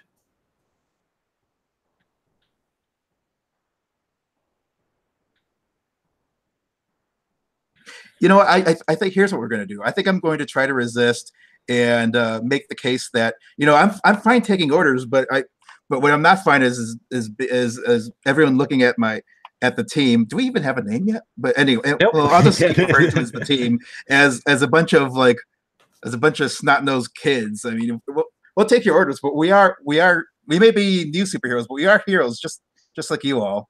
Let's have you. Well, maybe not just like you. I'll leave that last part out. But I'm just trying to I'm just basically trying to make a play for respect for me and my teammates. Absolutely. So that'll be the resistance. Let's see. It's just straight roll. Okay. 7. Okay, so you've got a choice. You do hold on to yourself and tune them out. Now you can clear a condition or mark potential immediately by acting to prove them wrong, like, you know, defying them and going off. You can shift a label up and one down of your choice, or you can cancel their influence over you and take +1 forward against them, which is a pretty severe move there against your mom. Yeah, I don't think this warrants something that strict.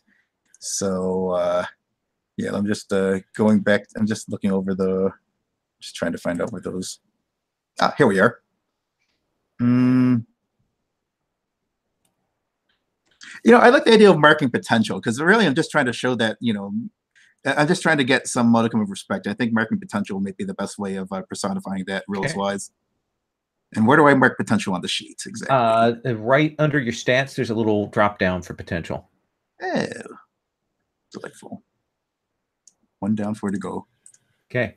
And so she's, you know, you come back at her, and I assume storm off to go and show that you're get your team together. So and you're not going to let this go, right?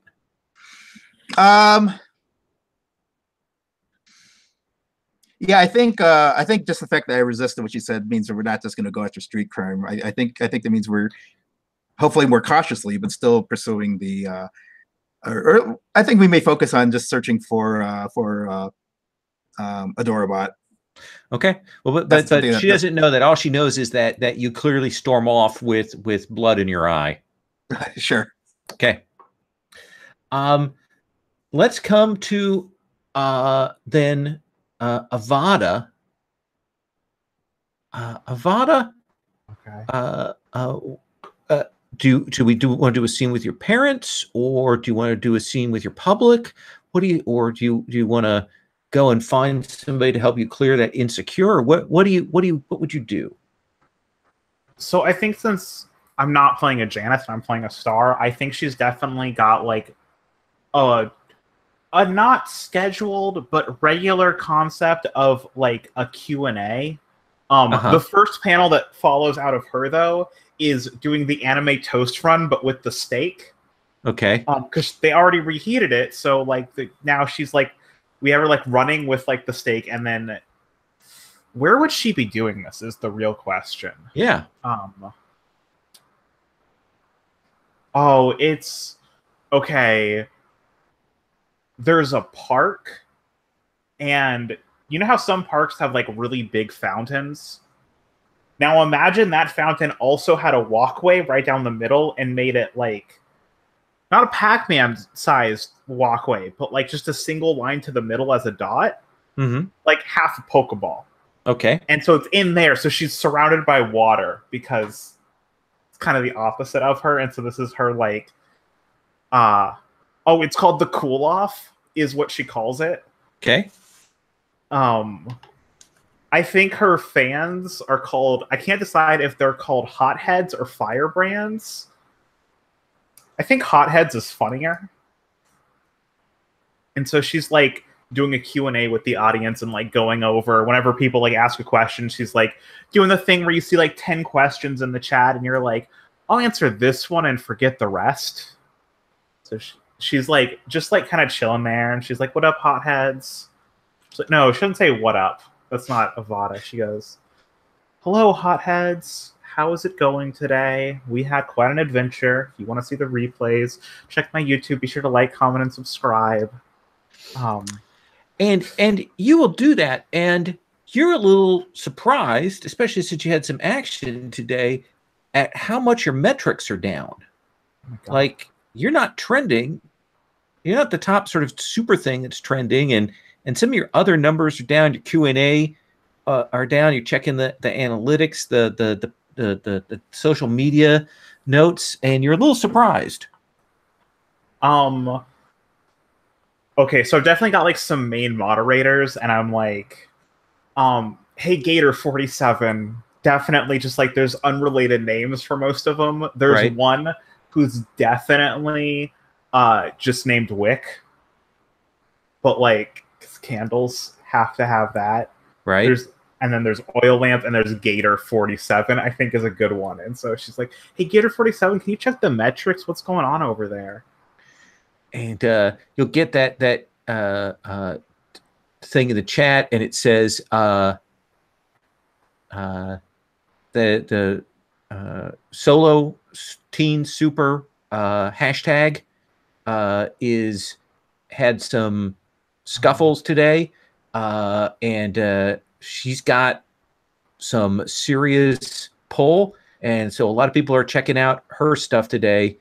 She did a running Q&A during the fight, and people are watching that along with the highlight reel. So she's trending. No. You're not. You see the little flames in the eyes? Just like, I'm the one who's supposed to be hot. What? It is. I love that. There was definitely one time that Avada did and just got too distracted because she was like, that's a good question. And as she was thinking, just got clocked in the face. What's the solo hero's name? I like open up the replay. Oh, her name is Hashtag. Her name is Hashtag? Oh, God. Her name is... Yes. Actually, and it's as you can imagine, it is actually spelled like this. What's next? Are we having Kickbait show up also? That's her name. Hashtag. I can't believe she's the moon of streamers. Yeah, she's a technokinetic, so she's able to be online sort of 24/7. It's unfair.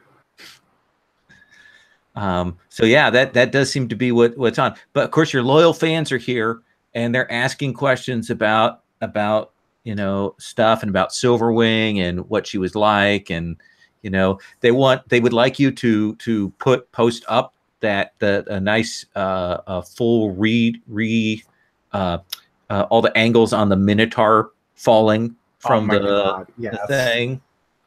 That's saved. She's the thing where where you give the side comment of somebody where you're like, she certainly is an accomplished hero, and just such bad ones. Is she getting trolled by Silverwing fans? There is definitely one whose name is like Golden Feather, who is just showing up, is like, oh, what did you think of my hero? And I'm like, she does her job. Yeah. Wink. And there's probably the gif though of your face as Silverwing is talking to you. Oh my god, she's getting memed right now. Yeah. Hashtag has posted that as a meme on her page. She's not happy with all this. So I think that that seems like what would be your next course of action so we can set up where you would go to from here. I check out hashtag stream to see where she is. Okay. You can see that currently she's actually down essentially at the docks on patrol. That's not too far, I bet. So I just like, you can rate a stream with viewers, or you can just guest star, and then she starts flying. Like, she does her little, I think we established she does, like, the feet, with, like, the feet shoot out fire, and, like, flies over. I think that's what she's doing. I'm going to cut from you then. Over to Offering.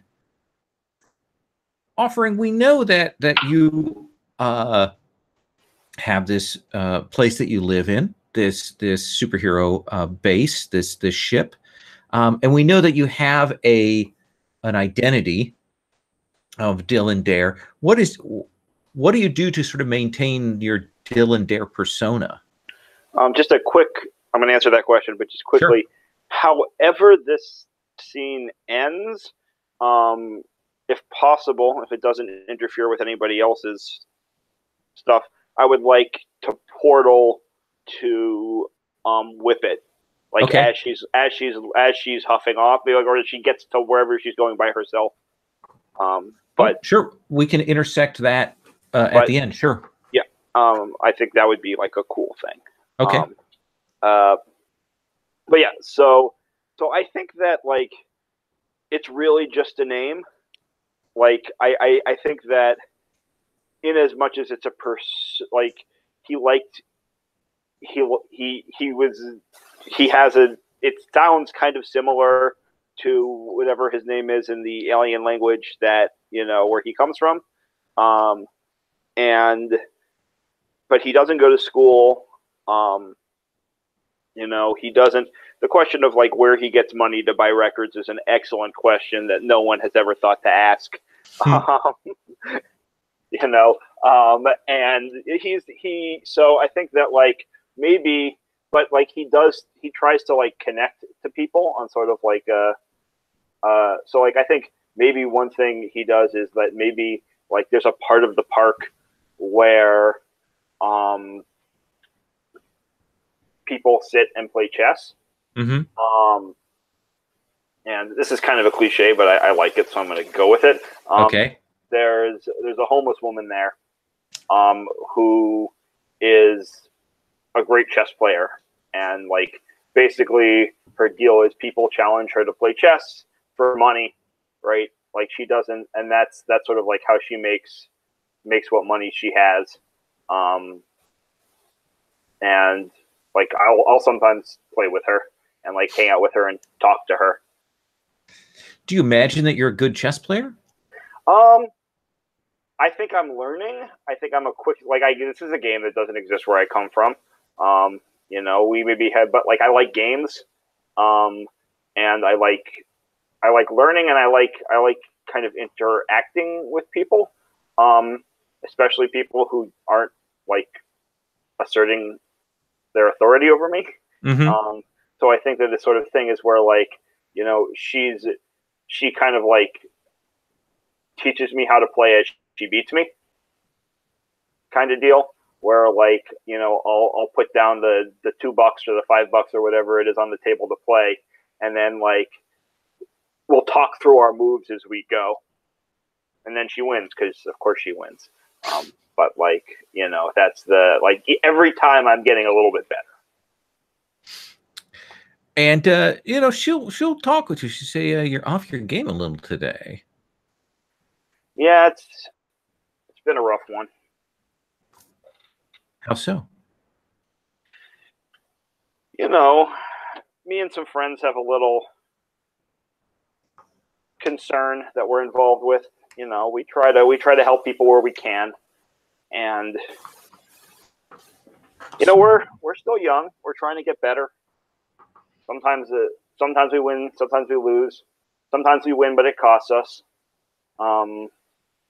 And we got to win at a price. And there was someone who thought we should have done better. There will always be those people. I'll tell you though, those wins at cost, those costs add up. I can't make too many sacrifice plays. Just the right one at the right time. Takes one of your pawns off when she says that. I think her name is Annabelle. You know, just the right one at the right moment, right? Right, Annabelle? That's right. That's right. That's why I play with me. You play with you. You'll teach me what the right moment looks like. And I advance a pawn, and I kind of look at her as I do, like trying to read her face and see if she's like, you know, sometimes, especially in the early game when it's not that important, she'll like kind of do a, like as it gets closer to the end, she's a little bit, you know, more aggressive because she's, but so I think I'm looking at her face. She does that thing where she looks at it like, is that really the move that you want to do? So I put it back in advance a night. She'll nod. She goes, good, good. Learn to protect your king. Learn your strategies. Learn them early. Keep with them. And if we were reading a comic, we were the readers looking at that, so we'd know there's something odd about her. We would know that there's something weird, but we don't quite know that yet. And so much attention the artist puts on that character, it seems odd. So what is it that makes you decide to go and cross paths with Whippet? Right. So I think that conversation, just actually quickly outside of character, like just to be collaborating here for a second. Sure. Yeah. So like I think we're both kind of teasing her as maybe right that rebellion leader that we talked about in the character creation. That seems like a great ploy there. All right. So I just want to make sure that that. Oh yeah, no. Yeah. Okay. You talking about Whippet? No, not Whippet. Annabelle. Yeah. Oh, okay. I see. Oh. It makes sense given the background. Right. So so anyway, so jumping back in. So I think what that has done is sort of like, it wasn't quite a pep talk, but it was like, you know, you have to make your move. Like we finished the game, right? And she gave me this sort of like, don't give up too much, but also, you know, like it's about winning the game, right? At the end of the day. And I think though where I took that was like we need to track down these other two robots, these two murder bots, and like I think what I want to do is pitch that to Whippet, and then you know, try and use the supercomputer and the layer, see what she has to say, right? And also, you know, like I a little bit want to try to impress her with my gumption. Okay. Like that's why she's the person I'm zeroing on, partly because she's the de facto leader, and partly because like if I can like show her that I care and that we're gonna make this work, like that might impress her. Okay. Maybe she will smooch me. Nice. So we'll do the scene. We'll bring you and Whippet together, and then I want to go to Minotaur and then Nevada. Does that seem cool? That does seem cool. So I'm going to mark one on my Doom track for Portal. And it's also like, yeah, right. Maybe that's the sacrifice, right? Yeah. Where Whippet? Where does offering find you? when they portal in.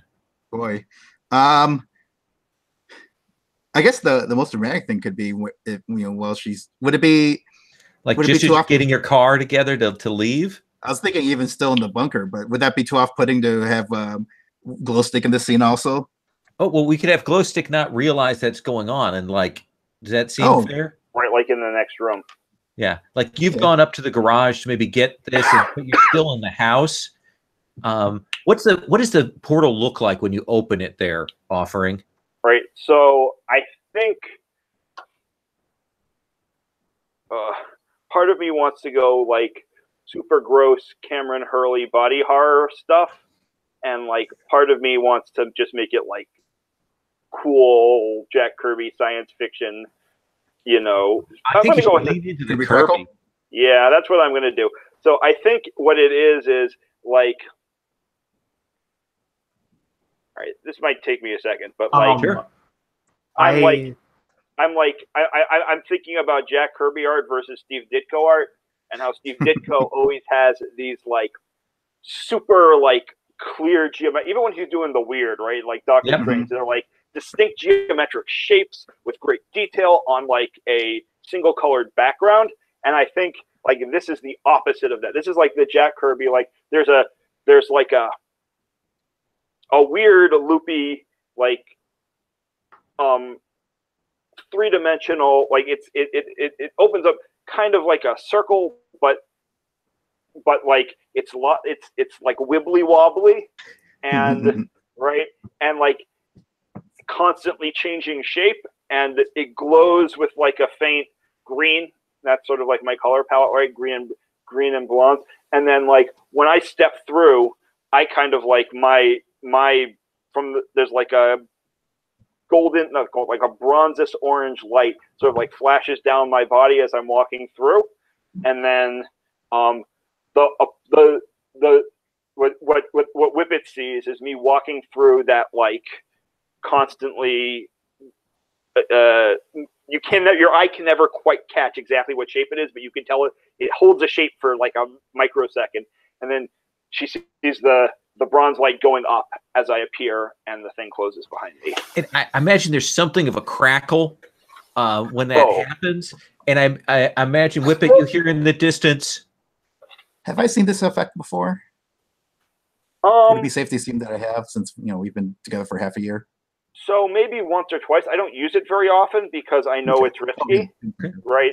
Right, but like you let's say you've seen it once before. Jamie, what was that? No, I was just calibrating. I was just calibrating the whips. I'm practicing this energy. I tell her I've been practicing the energy whip remover, where it actually like creates a concussive burst of energy when at the crack. Focus, so that's discipline, control.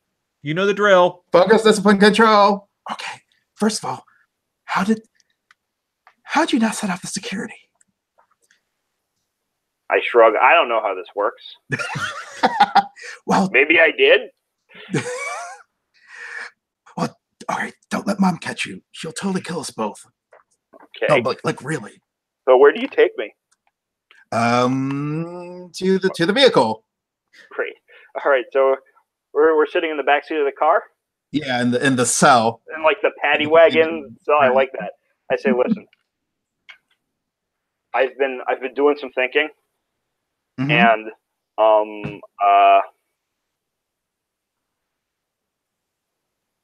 forget Silverhawk's bullshit. Already forgotten. Fantastic. We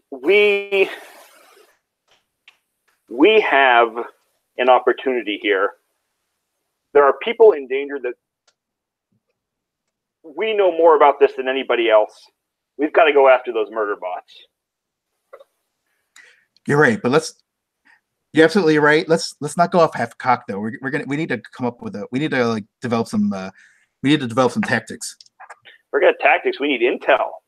First thing we have to do is even track them down. But how hard can it be for murder bots? How easy can it be for murder bots to hide? Oh, we lost. You lost him. We'll give Michael a second here. Inevitably, when someone is about to respond, that is when they will drop off the call there. Give him 1 sec. Murder bots. Oh my god, they're on to us already. Yes. Murder bots. And one Adora bot. I loved that lull, by the way. Well, let me put a pin in that. When we come back, when Michael comes back, we'll continue that scene. But let's check in with Minotaur after that scene there. Sorry. It's okay. We'll come back to your scene in just a second. I'm gonna do Minotaur for a second, then we'll come back. So Minotaur, where would you go? What would you do? You have communicators. You have communications with your teammates, but I don't know if that's what you want to do. Well,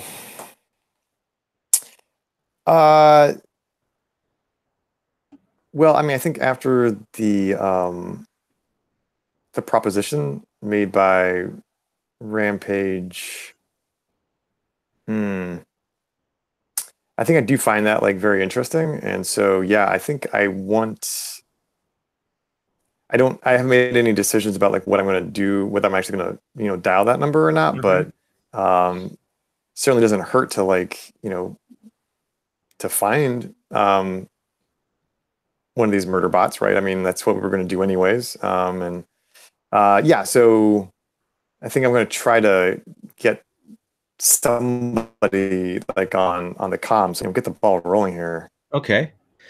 So I assume then that's probably going to mean the group, you heading back to join up with them at the base.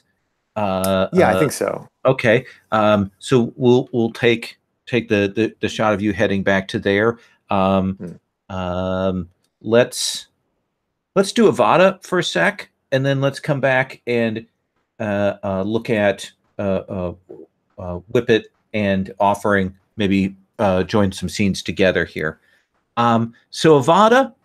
Yeah, so I realize on the way there, I have a move I want to do. Ooh. And I'm going to start browsing through all of... I'm going to start browsing through hashtags Twitter and Googling hashtag problematic, or like your fave is problematic starring hashtag or something. And I have a move called the Gossip Mags. It's when you tap into the gossip and rumor of the celebrity industry for information on important city figure, role plus superior. Okay, let's have you roll. Superior is 2, so this can't go horribly, can it? Well, let's find out. Oh, that's a 10. Look at that. Oh my god. I get to ask 3? Okay. Okay, so my questions are, what are they up to? What or who do they care about most? What allies do they have or enemies? Where and when can I find them? Or how can I make them vulnerable to me? That's the first one I want to ask.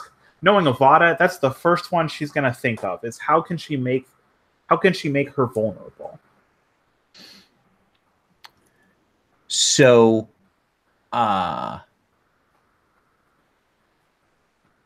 so she didn't pop up out of the blue. Mm-hmm. I mean, her stuff goes back a ways. So you're going to need to find and play on her early days. Oh, when her Minecraft Let's Plays. Like that level? No, but you've got a couple other questions here. Okay. Who or what do they care about most? And what's your other question? And Maybe. I know where she is, so I want to know, what is she up to?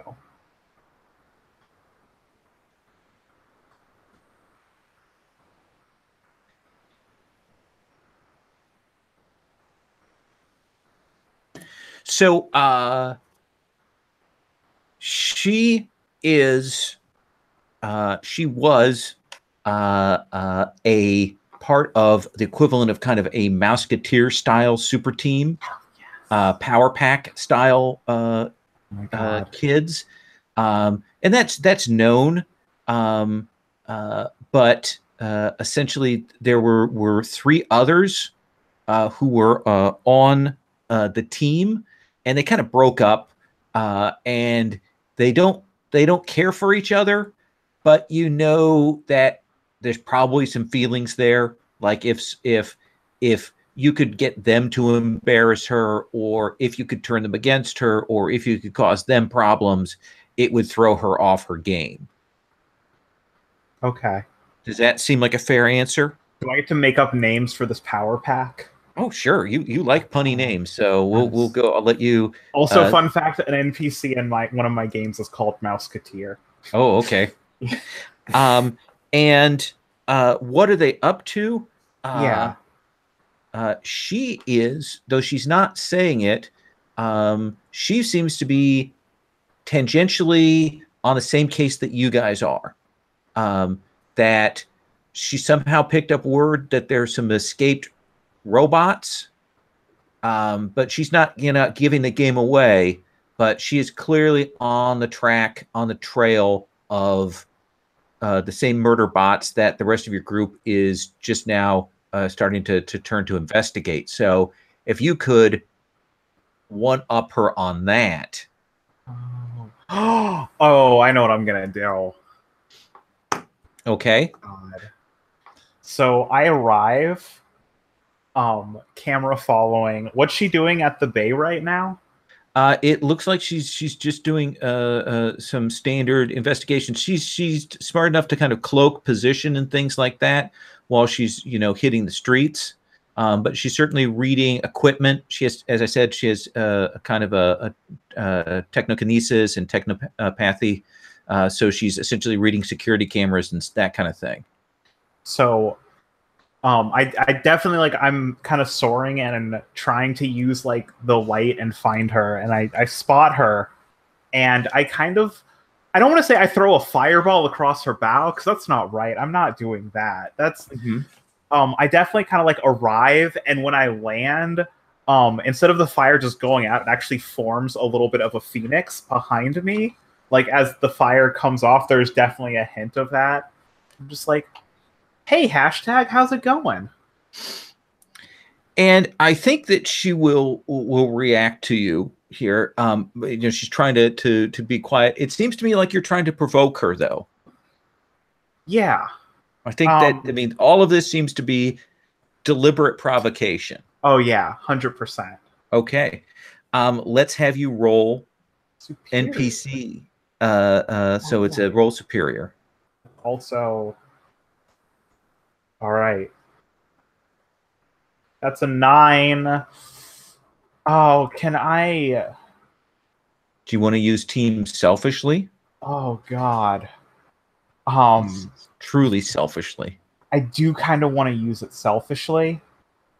And I think what it looks like is in this conversation, I'm gonna throw one of my teammates under the bus. Okay. Meta, sorry everyone. Part of the game is make the move selfish, and I'm like, well, it's about a robot person that 2 of my teammates encountered and I didn't. So I could definitely position it, and I'll just flip a coin on who it is. Okay. Yeah. Who is it that you're kind of saying, really goofed up with the robot kid? Let's do this. Even is Minotaur. Okay, I'm blaming it on Minotaur. I'm just so on camera, you kind of, throw Minotaur under the bus about this robot, pursuit. And what is it that you want her to do? I think in this conversation, I'm like, so, you have any word on the murder bots? And I'm asking her about that, and I'm like, oh, have you tracked both of them down? Do you know who the 2 other ones are? We've already encountered one, but he seems pretty neutral. And I'm kind of I'm trying to get her to, I don't just want to say hop on this investigation with us, but kind of say, hey, we've actually got a lot of information, and we don't really have that much more information. I think I just said most of it.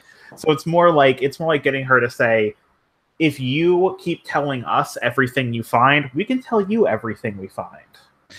So that seems like a critical opportunity, like drawing her in, kind of baiting her on that. Yeah. And also that she is kind of maybe overreacting, and so you want to gain influence over her. Oh, Because you get to provoke? provoke someone. Yeah. No, they rise to the bait and do what I want. That's instead of. Oh, I'm sorry. That's Yeah. that's right. I'm sorry. They can instead Okay. choose one. Okay, I apologize. I was remembering a Yeah. different move. So she, contrary to her best interests, she does that thing where she kind of reaches out her hand and demonstrates, that she is going to follow your lead and help you out in a kind of a subordinate role. Does that seem like what you want? Oh God, that just seems so fitting for Avada. Let's cut back to the conversation between our Offering and Whippet. Yes. Offering, you were trying to maneuver Whippet to something. So I think what happens is I was actually thinking about this a little bit more with the little break. I think what I say is I start to say we've got to go after those and then like mid sentence I'm like, wait a minute, did you just say you've already forgotten what a superhero of the caliber of Silverwing said?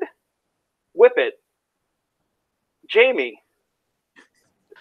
That doesn't sound like you at all. What's going on? And yeah, I want to try and pierce the mask. Okay. And what's pierce the mask again? He rolls mundane. Oh, okay. I've been rolling a lot of mundane for a stat that I'm not very good at. Hey, yeah, I think that's how you get potential. Yep. And but it's an 11. Cool. Okay. So you get 3 questions. Yeah, I get 3 questions. So, right, I think the first question is just, well,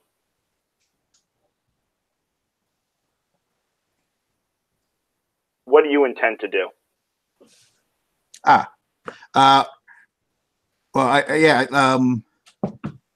Whippet basically just starts talking about how we can. This will be our opportunity to show Silverwing and Mom that we're we can be serious professional heroes and not just a bunch of mess ups. I probably said something else, but I don't know what the language. I don't know if we're keeping it PG-13 or whatever, but yeah, that we're not just a bunch of screw ups, Right. I already used one of our 2 swear words for the yes for this session. Okay, that's one. So question number 2 is, what do you want me to do?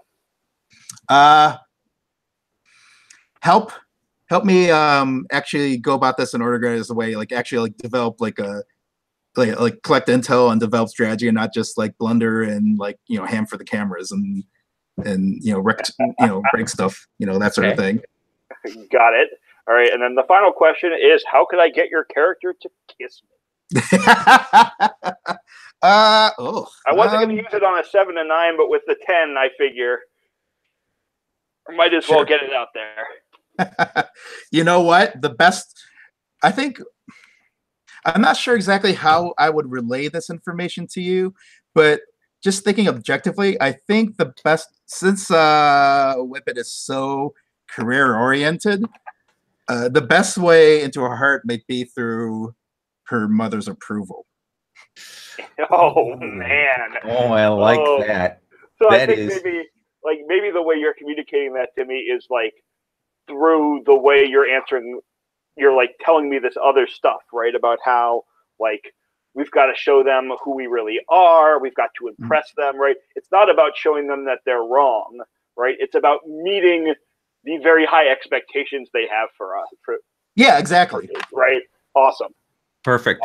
I love that because So- it's also the opposite of what I like. So we've got Avada has talked down hashtag. We've got you two kind of settled out and heading back to the base.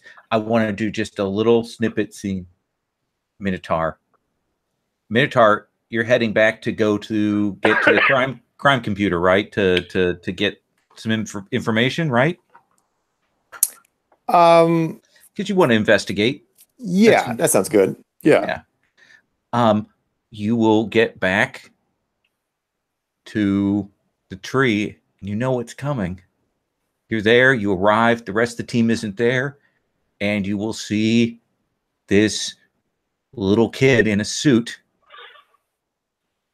as you guys instructed him, in case he was in danger, and you will see the Adorabot alone waiting for you. Oh, wow. And that's where we'll take up next time. Very Let's nice. do our end of session moves.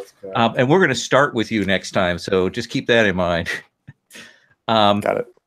End of session moves. At the end of each session, everybody's going to choose one of the three options. You can either grow closer to the team, explain who made you feel welcome, you give influence to that character, and you can clear a condition or mark potential. Or you can grow into your own image of yourself. You explain, how you see yourself and why, and you get to shift one label up and one down. Or you can grow away from the team. You explain why you feel detached. You can take your influence that they have over you away from them. So you can take somebody's influence. If they have influence over you, you can remove that. I also want to say, since this is a short game, I want to give everybody 2 potential. Mark 2 potential on your thing, just because we are in a shorter game. Let's start with you, Avada. Oh, I already know this. Okay. So the steak was good, but I honestly think I'm going to give influence to Whippet, which she already has it, so she gets to shift labels. But I think it's that because that is kind of why I have the team, is they keep me in check, and that's exactly what you're trying to do. So you give that influence to Avada, and I'm going to mark potential. mark potential. I'm going to mark potential. I'll get to take an advancement later, which is probably going to be like stage fighting. So now that means that Whippet means that she gets to shift a label there. I have to admit, there's one thing that's cool about Masks is we get to tinker around with other people's stats. I'm kind of this is appealing to the control freak in me. I'm going to raise Savior by 1 because you're in it. You're not just in it for the glory, and I'll take her freak down to 0. We'll see how that goes. Okay. Okay. And then since I marked my 5th, I'm taking stage fighting, so I can directly engage with Superior if I have an audience. Which, like hey, nice. drone. You always do. Yep. You get that built in. Let's go to offering. How do you feel? Do you think you grew closer? Did you grow into self-image, or did you grow away? So I'm torn between grew closer and grew into my self-image. But I think I'm going to go with grew closer. And I'm going to go back to something actually from the beginning of the session in terms of who made me feel welcome. I think most of and the slide that was pushing me into grow into your own image of yourself was that I was reaching out to other people to try and make human connections. But part of that was Minotaur at the beginning, in that fight, I felt like the two of us had each other's back in a very real way in a dangerous situation. Even if we may have been the comic relief fighting the kid, and the two of us working together to resolve that issue, is part of what made me feel more part of the group and allowed me to do some of those other things I did later. I think that's great. So then, offering, you will then have influence over Minotaur. And mark that. And Minotaur, you get to clear a condition. Doesn't Minotaur get influence over me? Yeah. Yeah, a Minotaur gets influence over offering. I apologize. And I'm going to mark potential, which I also get to choose a new move, which I will now do. Okay, and that brings us to it was offering. We did whip it. We did candelabra. Let's do whip it. Okay. Did you grow closer? Did you grow into your own image of yourself, or did you grow away? I feel I grew closer to the team, especially in that last scene. Okay, so who made you feel welcome? I'd say it would be offering. Okay, so offering, you would get influence over whip it. Mm-hmm. All right. Letting my guard down, letting people in. And you can clear condition or mark potential with it. I'm gonna mark another potential. Okay. Which brings us to the most interesting question in some ways. Oh, just a question. Do we basically have, do offering and I basically have influence over each other? It's not a one or the other thing, right? Yeah. When on this one, he said that you made him feel welcome, so he gave influence to you. Oh, okay. So we influence each other. What? No, I said I gave influence to Minotaur. But you had earlier had influence over. Right, she already had influence over me Yeah. because of the romantic interest. Right. So now it's reciprocal. Cool. The influence, not the romantic interest. Correct. For now. Minotaur. What do you think? Yeah. So, I mean, honestly, I think in terms of just like the pure fiction, I would probably choose grow away from the team. I think I've been kind of like off and sulking a bit. Also, I've been sort of contemplating essentially like, I mean, like betrayal, right? Like by turning over one of these like robot kids over to Rampage. Well, that is, we haven't seen the resolution of that. I mean, if you think your character's in a different place, you know, the meta is if you think that isn't a thing, we can draw from that first session and that this is a catalyst for you to grow close to the team. How do you want to read that? Well, I definitely don't think it's growing closer. I think it's an option between growing away or growing into my image of myself, which is a negative self-image of like, you know, I am this freak, I am this monster, and like I really want to get back into my prior state. I guess maybe,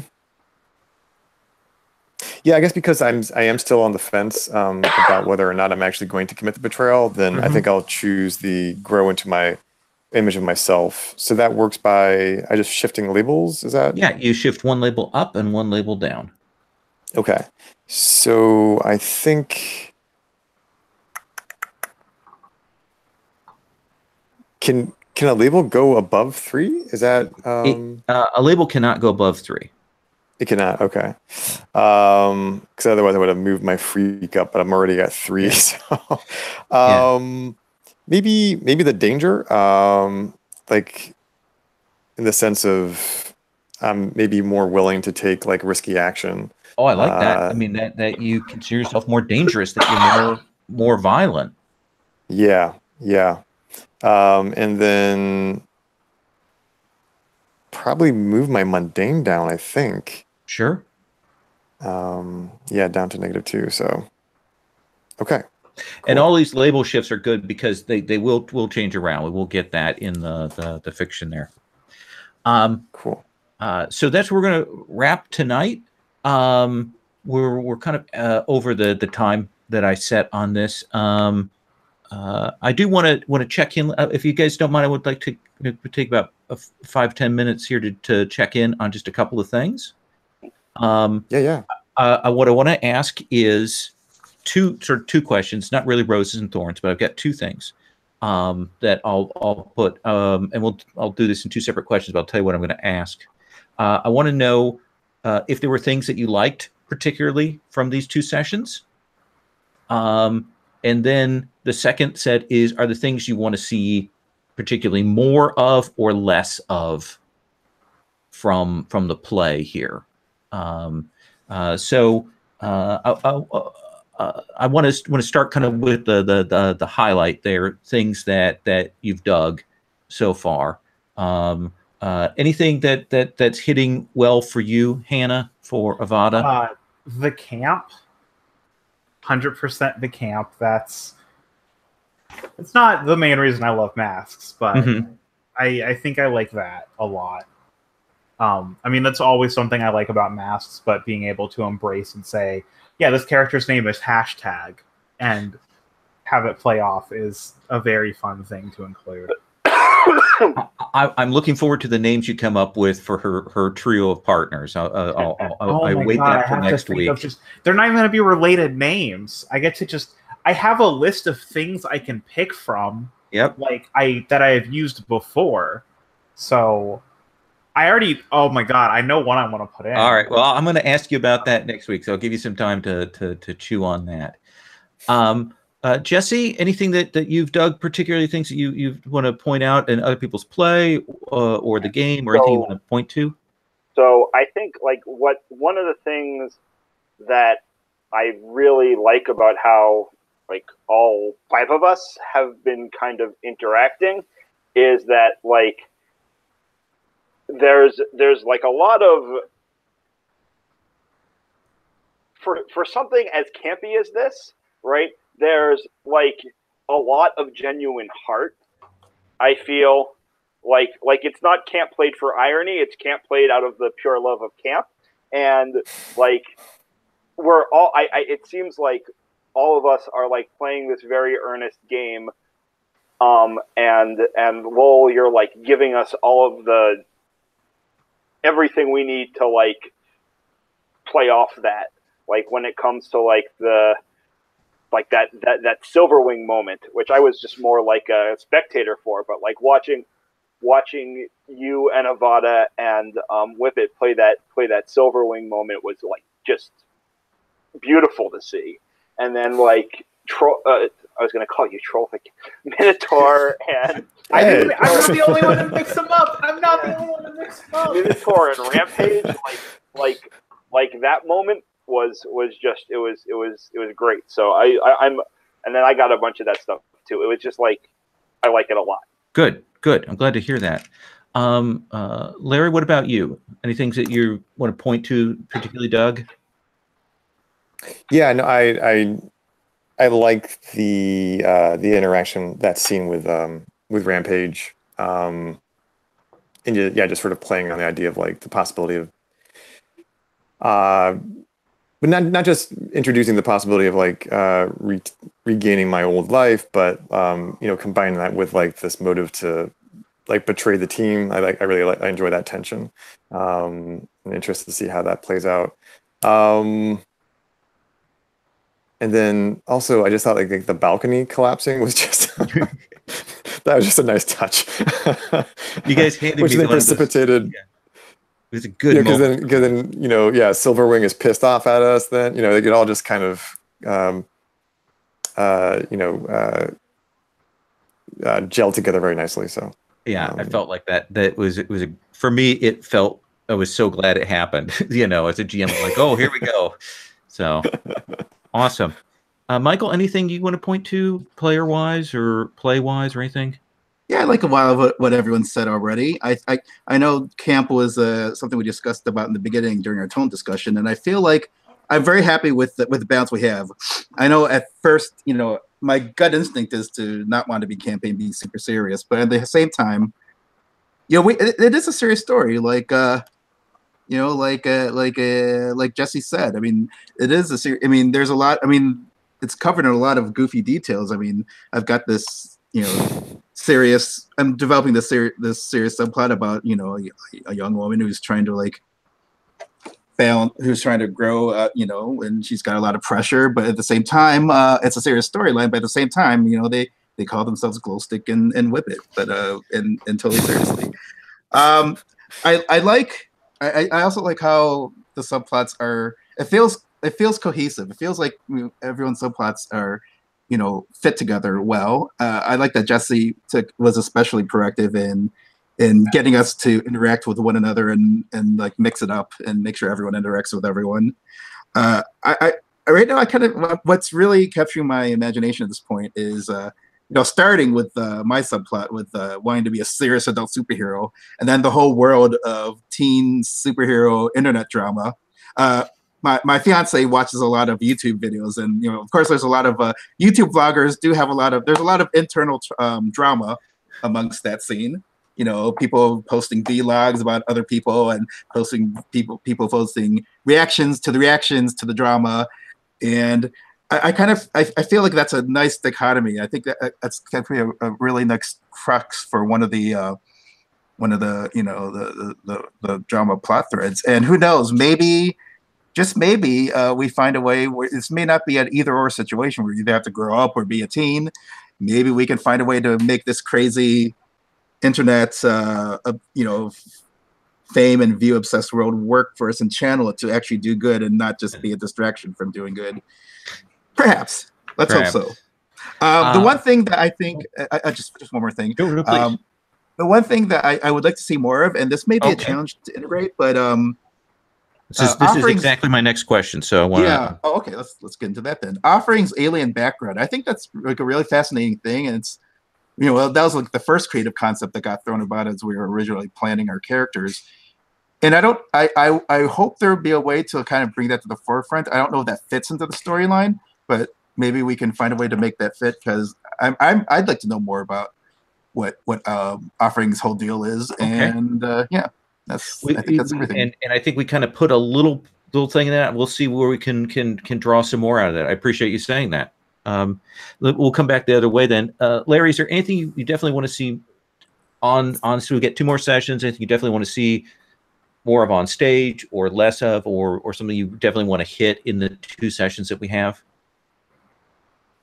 Yeah, I think maybe I'd be interested in seeing. I think I would like to get a chance to interact a little bit more with Avada and exploring that whole that issue that I brought up earlier about constantly like being on camera and that sort of exposure. I think is an interesting potential point of conflict. Well, and I think we can bring hashtag in as an NPC on scene to kind of give you another frame to bounce off of on that. So yeah, that's a great idea. We'll definitely try to get that, because when you said that during the session, I thought that was really about your feelings about Avada. That was really good. It was nice to hear that. So yeah, we'll play into that. Cool. So what about you, Jesse? Anything for you? So 3 short things, which may be unreasonable. Okay. So one of them is purely selfish, just to agree with Michael, that like I'd like to see like a little bit, like it's hard in a short run of games like this for like the Doomed to really like be the Doomed in the way that like a longer campaign setting allows them to be. But like I'd like to get at least a whiff of my Doom before the end, before we're done. And then one thing that was this is like a little bit of something I liked, and a little bit I thought like I'd like a cool thing moving forward, but is that like, so I think between Larry and Lowell, I actually know a guy whose name is Larry Lowell, sorry. But between Larry and Lowell, there was like a really cool thing where you established very well and clearly that Minotaur is the odd person out here, and that he feels that way, and that it seems like the way our dynamic, except for maybe in combat, but our dynamic in like interpersonal interactions, like it reinforces that. And one thing I think that would be cool to see is then, because you were like always like separating yourself off from like the rest of us. One thing I'd like to see, and that I'm happy to play into, is like, what does that feeling look like like in engagement with other characters, right? And like, I mean, it picks up on what you said about wanting to interact with Avada more too. But like, I think that would be like a cool thing to see. And then the third one is I super want streaming to get us in trouble, right? Like it has been like an awesome thing that we've had so far that's like established so much about what's going on in the world, but like it hasn't screwed us over yet. Yeah, not yet. No, that's a great point. That would be cool. Okay. Those are my 3 thoughts. I like it. I like it. Hannah, I'm going to give you last word. Anything you definitely want to see? I think I want to see like a higher proportion of scenes with multiple people. Okay. Like I've always seen masks as better when like there are 2 or more people in almost every scene, and like I don't want to say things I don't like, but I like group scenes or even duo scenes a lot. And so I think that's kind of just what everyone else said is let's have more scenes together. I do like the idea of streaming get us in trouble because we just had multiple problematic things show up on stream. And I'm also really curious on your Doom. I wasn't thinking about that before, and I think that's why. And so now I'm really curious on, what these truly star-crossed lovers potentially could, bring up. Okay, that's good. I'll try and weeden it up where I do the switching of the pairs. We'll see if we can get some of that and get different alignments next time and more 2-person at least scenes. So that's great. I was very much thinking of Minotaur as Jane in Firefly when I said that. And he gets those cool scenes where they're like playing basketball or like cleaning their guns together. Good stuff. Awesome. He has a whole town that worships him somewhere. Yeah. Awesome. Oh, by the way, I can't remember who suggested that the junkyard was a maze. Me. But that was great. Oh, what a good detail. It was one of those moments where Larry, you set it up and Hannah spiked it, and it was just the whole putting together. So very happy with that. All right. Well, I'm going to stop the broadcast here, and thank you guys very much. And I will see everybody next time.